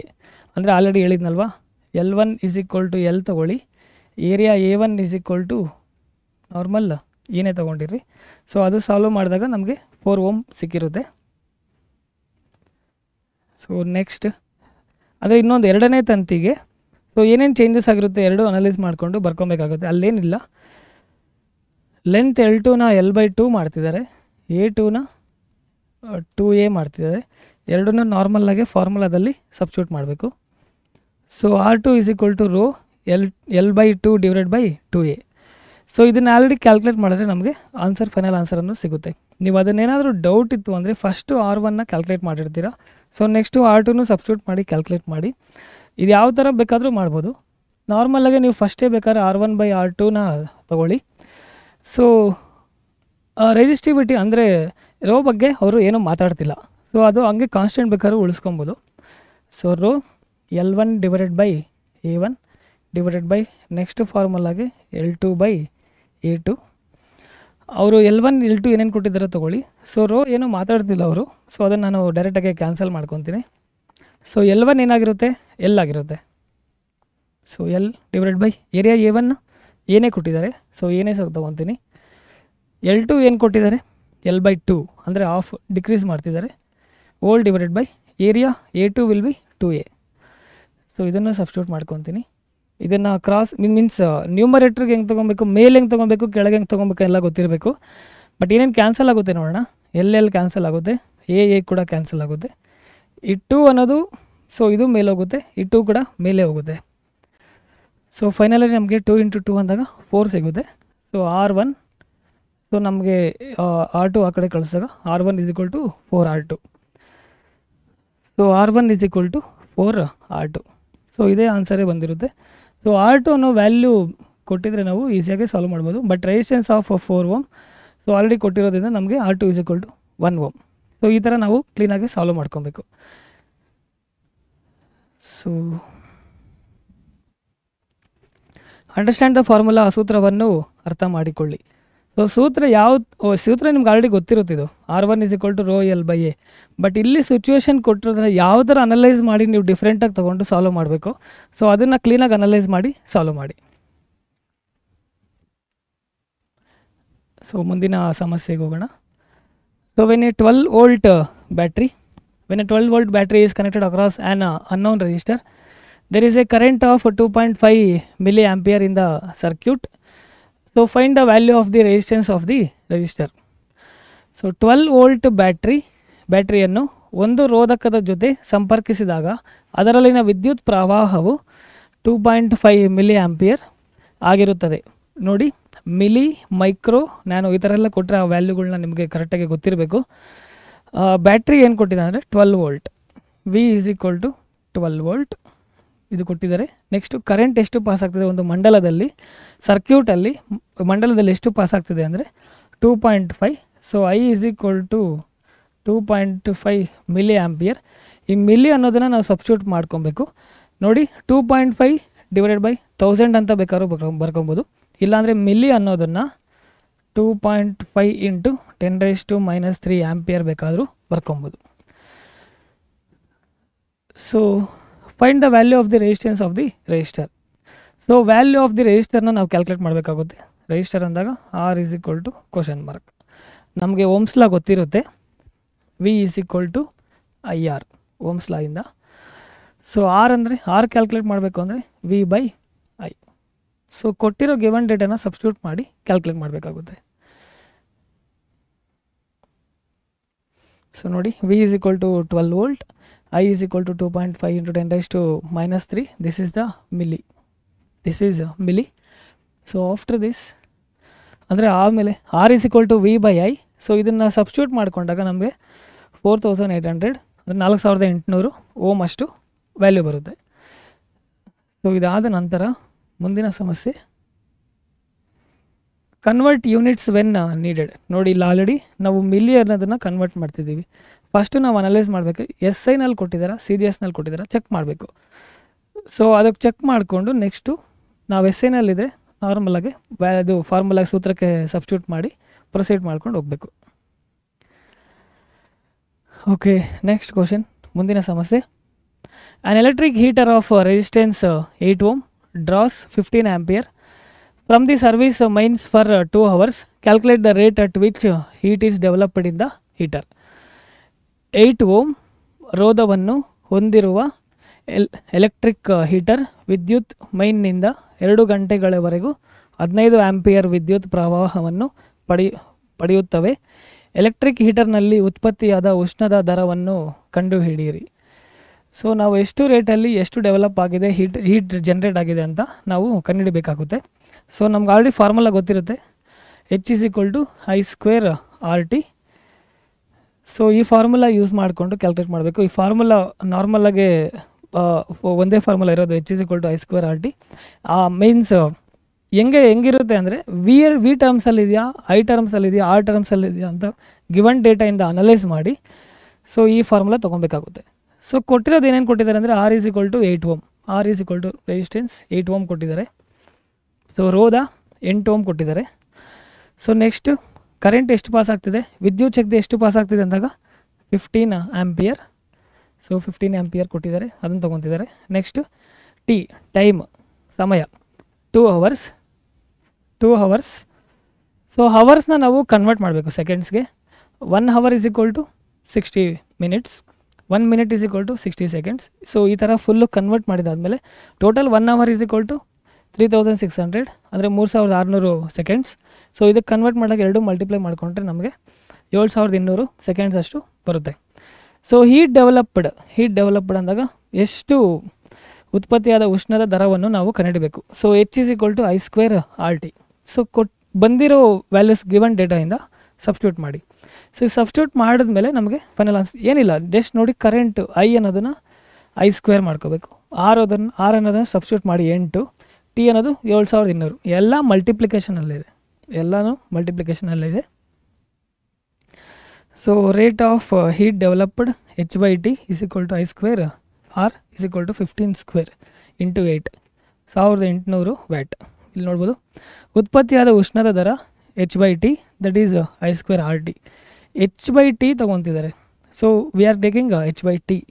So remaining I square RT I square R. So we will get ನಮಗೇನು ಸಿಗುತ್ತೆ 15 ಸ್ಕ್ವೇರ್ ಇಂಟು 8.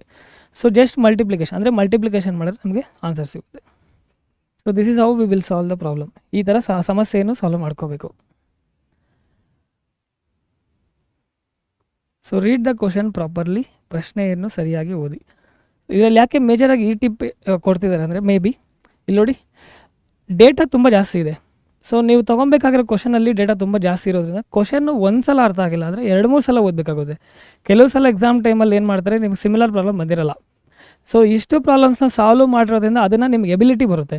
ಈ ಎಬಿಲಿಟಿನ ಯೂಸ್ ಮಾಡಿಕೊಂಡು ಬೇರೆ ಸಮಸ್ಯೆನ ಸಾಲ್ವ್ ಮಾಡಬೇಕಾದ್ರೆ ಈಗ ಕೊಟ್ಟಿರೋ ಡೇಟಾನ 2 ಸಲ ಅಲ್ಲ, ಕೆಲವು ಸಲ ಬೇಕಾದ್ರೂ 4 ಸಲ ಬೇಕಾದ್ರೂ ಓದಬೇಕಾಗುತ್ತೆ. ಸೊ ಅದನ್ನು ಕ್ಲೀನಾಗಿ ಡೇಟಾ ಏನೇನು ಕೊಟ್ಟಿದ್ದಾರೋ ಕ್ಲೀನಾಗಿ ಅನಲೈಸ್ ಮಾಡಿ ಗಿವನ್ ಡೇಟಾ ಅನ್ನೋದು ಕ್ಲೀನಾಗಿ ಬರ್ಕೊಬೇಕಾಗುತ್ತೆ. ಸೊ ಮುಂದಿನ ಪ್ರಾಬ್ಲಮ್, ಮುಂದಿನ ಸಮಸ್ಯೆ, an electric lamp whose resistance is 20 ohm. ಅಂದರೆ ಬಲ್ಬ್ ಲ್ಯಾಂಪನ್ನು ಕೊಟ್ಟಿದ್ದಾರೆ 20 ohm.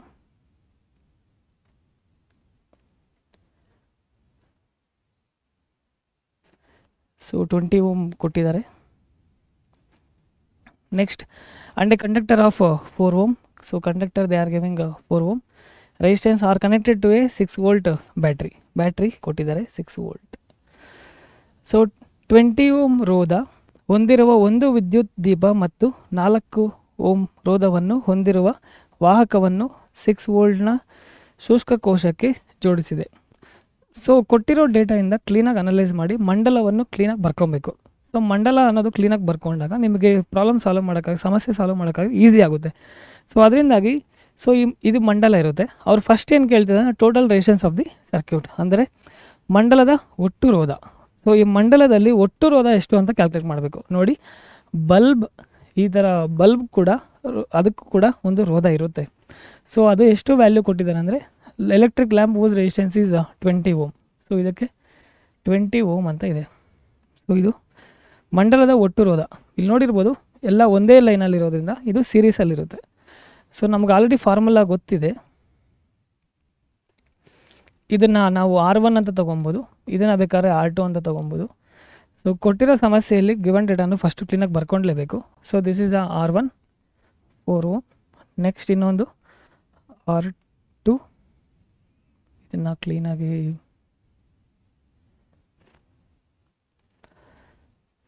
Formula ಬರೆದ್ಬಿಡ್ತೀನಿ first. R1 plus R2 ಅನ್ನೋದು 20 ಓಮು, R1 ಅನ್ನೋದು 4 ಓಮ್. ಸೊ ಎರಡನ್ನೂ ಸಬ್ಸ್ಟಿಟ್ಯೂಟ್ ಮಾಡಿ ಫಾರ್ಮುಲಾ ಸೂತ್ರದಲ್ಲಿ ಸಾಲ್ವ್ ಮಾಡಿದಾಗ RS is equal to R1 ಅಂದರೆ ಓಕೆ R2ನೇ ತೊಗೊತೀನಿ 20 ಪ್ಲಸ್ 4, ಇದು 24 ಓಮ್ ಆಗುತ್ತೆ.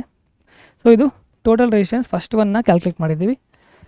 ಸೊ ಮಂಡಲದ ಒಟ್ಟು ರೋಧ, so total resistance of the circuit, ಇದು ಫಸ್ಟು ರೆಸಿಸ್ಟೆನ್ಸ್ನ ಕ್ಯಾಲ್ಕುಲೇಟ್ ಮಾಡಿದ್ದೀವಿ. ನೆಕ್ಸ್ಟ್ ಏನು ಕೇಳಿದ್ದಾರೆ ನೋಡೋಣ, the current through the circuit. So ಮಂಡಲದಲ್ಲಿ ಪ್ರವಹಿಸುತ್ತಿರುವ ವಿದ್ಯುತ್ ಪ್ರವಾಹ. ಸೊ ಅಂದರೆ ಈ ಮಂಡಲದಲ್ಲಿ ಕರೆಂಟ್ ವಿದ್ಯುತ್ ಎಷ್ಟು ಪಾಸ್ ಆಗ್ತಿದೆ ಅಂತ ಕ್ಯಾಲ್ಕುಲೇಟ್ ಮಾಡಬೇಕು. ನೋಡಿ ನಮಗೆ ಫಾರ್ಮುಲಾ ಇರೋದೆ V is equal to IR ohm's law ಇಂದ. ಸೊ ಇಲ್ಲಿ ಆಲ್ರೆಡಿ ರೆಸಿಸ್ಟೆನ್ಸ್ ಅನ್ನೋದು ಬಂದಿದೆ. ಸೊ ರೆಸಿಸ್ಟೆನ್ಸ್ ಅನ್ನೋದು ಬಂದಿದೆ. ವೋಲ್ಟೇಜ್ ಬ್ಯಾಟ್ರಿನಲ್ಲಿ ಆಲ್ರೆಡಿ 6 ವೋಲ್ಟ್ ಅಂತ ಕೊಟ್ಟಿದ್ದಾರೆ. ಸೊ ಫಾರ್ಮುಲಾ ಇರೋದು ನಮಗೆ V is equal to IR. So voltage ಗೊತ್ತಿದೆ, ರೆಸಿಸ್ಟೆನ್ಸ್ ಕೂಡ ಗೊತ್ತಿದೆ. ರೆಸಿಸ್ಟೆನ್ಸ್ ಇದನ್ನೇ ಯೂಸ್ ಮಾಡಬೇಕು, ಅದಕ್ಕೆ RS ಬೇಕಾದ್ರೂ ತೊಗೊಬೋದು. ಸೊ ಕ್ಯಾಲ್ಕುಲೇಟ್ ಕರೆಂಟ್ ಅಂದರೆ ವಿದ್ಯುತ್ತನ್ನು ಕ್ಯಾಲ್ಕುಲೇಟ್ ಮಾಡಬೇಕು. So I is equal to V divided by RS. So V ಅಂದಾಗ 6 volt divided by, so resistance ಎಷ್ಟು ಬಂದಿದೆ 24. So this will be 1/4 ampere. ನೋಡಿ ಸಮಸ್ಯೆ ಸಾಲ್ವ್ ಮಾಡಬೇಕಾದ್ರೆ ಫಾರ್ಮುಲಾ ಸಬ್ಸ್ಟಿಟ್ಯೂಟ್ ಮಾಡಿ ಎಲ್ಲ ಮಾಡ್ತೀರಾ, ಕೊನೆಯದಾಗಿ ಯೂನಿಟ್ಸ್ ಬರೋದನ್ನು ಮರಿಬೇಡಿ. ಸೊ ಎ ಅನ್ನೋದು ಯೂನಿಟ್. ಸೊ ಇಷ್ಟು ಸಾಲ್ವ್ ಆದಮೇಲೆ ಸೆಕೆಂಡ್ ಒಂದು ಮುಗಿಯುತ್ತೆ. ಇದು ಫಸ್ಟ್ ಒಂದು ಎ ಅಂತ ತಗೊಂಡಿನ ಎ ಅಂಡ್ ಇದು ಬಿ. ಸೊ ಕರೆಂಟ್ ಬಂದಿದೆ. ಓಕೆ, ಇಷ್ಟು ಬಿ ಒಂದು ಎರಡನೇದಾಗಿದ್ಮೇಲೆ ಮೂರನೇದು ಕೊನೆಯದಾಗಿ ಸಾಲ್ವ್ ಮಾಡಬೇಕು ಅಂದರೆ potential difference across the electric lamp and conductor. So potential difference ಎರಡರ ಮಧ್ಯೆ ಎಷ್ಟೆಷ್ಟಿರುತ್ತೆ V1 V2ನ ಕ್ಯಾಲ್ಕುಲೇಟ್ ಮಾಡಬೇಕು. ನಮ್ಗೆ ಓಮ್ಸ್ ಲಾ ಆಲ್ರೆಡಿ ಇದೆ, V = IR. So V2 = first electric ಲ್ಯಾಂಪೇ calculate ಮಾಡೋಣ. ಸೊ ವಿದ್ಯುತ್ ಪ್ರವಾಹವು, so V2 = I into current ಅನ್ನೋದು ವಿದ್ಯುತ್ ಅನ್ನೋದು ಚೇಂಜ್ ಆಗೋದಿಲ್ಲ, I into R2. So this will B I ಎಷ್ಟು ಕೊಟ್ಟಿದ್ದಾರೆ ಅಂದರೆ I 1/4 ಬಂದಿದೆ. ಸೊ R2 ಅನ್ನೋದು 20. So 4 1 4 5. So this will B 5 volt, 5 volt ಬಂದಿದೆ. ಸೊ ಅದೇ ರೀತಿ V1 ಕ್ಯಾಲ್ಕುಲೇಟ್ ಮಾಡ್ಕೊಬೇಕು ಅಂದರೆ, ಸೊ ಇದು ಮೂರನೇದು. So V1 = I into R1. So I current ಎಷ್ಟು ಬಂದಿದೆ, ವಿದ್ಯುತ್ 1/4. So 1/4 into resistance will B 4 only. So 4 cancel ಆಗುತ್ತೆ, ಕೊನೆಯದಾಗಿ ನಮಗೆ 1 ವೋಲ್ಟ್ ಅನ್ನೋದೇ ಸಿಗುತ್ತೆ. ಸೊ ಇದು ಫಸ್ಟು ಕ್ಯಾಲ್ಕುಲೇಟ್ ಮಾಡಿರೋದು ನಾವು ರೆಸಿಸ್ಟೆನ್ಸು, ಟೋಟಲ್ ರೋಧವನ್ನು ಕ್ಯಾಲ್ಕುಲೇಟ್ ಮಾಡಿದ್ದೀವಿ. ನೆಕ್ಸ್ಟ್ ಎರಡನೇದು ಕರೆಂಟ್ ಕ್ಯಾಲ್ಕುಲೇಟ್ ಮಾಡಿದ್ದೀವಿ, ವಿದ್ಯುತ್ ಎಷ್ಟು ಪ್ರವಹಿಸ್ತದೆ ಅಂತ ಕ್ಯಾಲ್ಕುಲೇಟ್ ಮಾಡಿದ್ದೀವಿ. ನೆಕ್ಸ್ಟ್ ಕೊನೆಯದಾಗಿ ವೋಲ್ಟೇಜ್, ಎರಡರ ಮಧ್ಯೆ ಇರುವ ವೋಲ್ಟೇಜನ್ನು ಕ್ಯಾಲ್ಕುಲೇಟ್ ಮಾಡ್ಕೊಂಡಿದ್ದೀವಿ. ಸೊ ಇಷ್ಟು ಆದಮೇಲೆ ಯಾವ ರೀತಿ ಆನ್ಸರ್ಸ್ ಬಂದಿದೆ ಅಂತ ಬೇಕಾದ್ರೆ ನೋಡ್ಬೋದು. Pro tip: carefully identify which current and voltage to find out. ಯಾವ ವಿದ್ಯುತ್ ಪ್ರವಾಹ ಮತ್ತು ವಿಭವಾಂತರವನ್ನು ಕಂಡುಹಿಡಿಯಬೇಕೆಂದು ಎಚ್ಚರಿಕೆಯಿಂದ ಗುರುತಿಸಿ. ಅಂದರೆ ಸರ್ಕ್ಯೂಟ್ ಕೊಟ್ಟಿರ್ತಾರೆ, ಮಂಡಲ ಕೊಟ್ಟಿರ್ತಾರೆ. ಸೊ ಈ ಮಂಡಲದಲ್ಲಿ ರೋಧ ಮಧ್ಯೆ ಮತ್ತು ಈ ಕಂಡಕ್ಟರ್ ಬಲ್ಬ್ ಏನು ಕೊಟ್ಟಿರ್ತಾರೆ ಅದರ ಮಧ್ಯ ವೋಲ್ಟೇಜು, ಪೊಟೆನ್ಷಿಯಲ್ ಡಿಫ್ರೆನ್ಸು ಮತ್ತು ವಿದ್ಯುತ್ ಎಷ್ಟು ಪ್ರವಹಿಸ ಕ್ಲೀನಾಗಿ ಕ್ಯಾಲ್ಕುಲೇಟ್ ಮಾಡ್ಕೊಬೇಕು. ಸೊ ಅದೇ ಮೈನ್ ಟಾಸ್ಕ್ ನಿಮಗೆ. ಸೊ ನೆಕ್ಸ್ಟ್, ಸೊ ಕೊನೆಯದಾಗಿ ಕೊನೆ ಸಮಸ್ಯೆ: which uses more energy, a 250 watt TV set in 1 hour or a 1200 watt toaster in 10 minutes. Next, 250 watt TVಯು 1 ಗಂಟೆ ಅಥವಾ 1200 ವ್ಯಾಟ್ ಟೋಸ್ಟರ್ 10 ನಿಮಿಷಗಳವರೆಗೆ ಬಳಸಿದರೆ ಯಾವುದರಲ್ಲಿ ಅತಿ ಹೆಚ್ಚು ಶಕ್ತಿ ಬಳಕೆಯಾಗುತ್ತದೆ? ಸೊ ಇಲ್ಲಿ ಅವರು ಪವರ್ ಬಗ್ಗೆ ಮಾತಾಡ್ತಿದ್ದಾರೆ, 250 ವ್ಯಾಟ್ ಅನ್ನೋದ್ರ ಬಗ್ಗೆ. ಸೊ ಪವರಲ್ಲಿ ನೀವು 9th ಸ್ಟ್ಯಾಂಡರ್ಡಲ್ಲಿ ಆಲ್ರೆಡಿ ಓದಿರ್ತೀರ, P = W/T. ಸೊ W ಅಂದರೆ ಎನರ್ಜಿಯಲ್ಲಿ. So energy = P × T. ಇಲ್ಲಿ ಆಲ್ರೆಡಿ ಕಲ್ತಿರ್ತೀರ, ಫಾರ್ಮುಲಾದಲ್ಲಿ ಕೂಡ, ಸೂತ್ರದಲ್ಲಿ ಕೂಡ ಇದೆ. ಸೊ ಆ ಬೇಸ್ ಮೇಲೆ ಯೂಸ್ ಮಾಡಿಕೊಂಡು energy used by TV.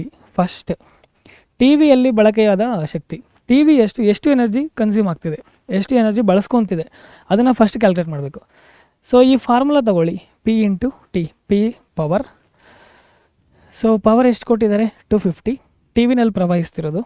So power and in 1 hour time ಕೊಟ್ಟಿದ್ದಾನೆ, ಟೈಮ್ನ ಸೆಕೆಂಡ್ಸ್ಗೆ ಕನ್ವರ್ಟ್ ಮಾಡಬೇಕು. ಸೊ ಸೆಕೆಂಡ್ಸ್ಗೆ ಕನ್ವರ್ಟ್ ಮಾಡಿದ್ರೆ 3600, ಅದನ್ನು ಜಸ್ಟ್ ಮಲ್ಟಿಪ್ಲೈ ಮಾಡಿಕೊಂಡ್ರೆ ನಮಗೆ ಫೈನಲ್ ಆನ್ಸರ್ ಸಿಗುತ್ತೆ.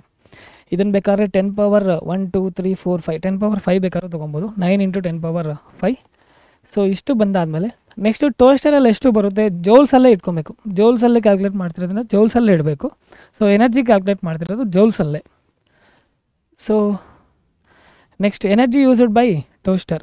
ಈ ಟೋಸ್ಟರ್ ಅನ್ನೋದು ಎಷ್ಟು ಎನರ್ಜಿ, ಎಷ್ಟು ಪವರ್ ಕನ್ಸಮ್ ಆಗ್ತದೆ, ಸೊ ಎಷ್ಟು ಎನರ್ಜಿ ಕನ್ಸಮ್ ಮಾಡ್ಕೊತಿದೆ ಅಂತ ಕ್ಯಾಲ್ಕುಲೇಟ್ ಮಾಡಬೇಕು.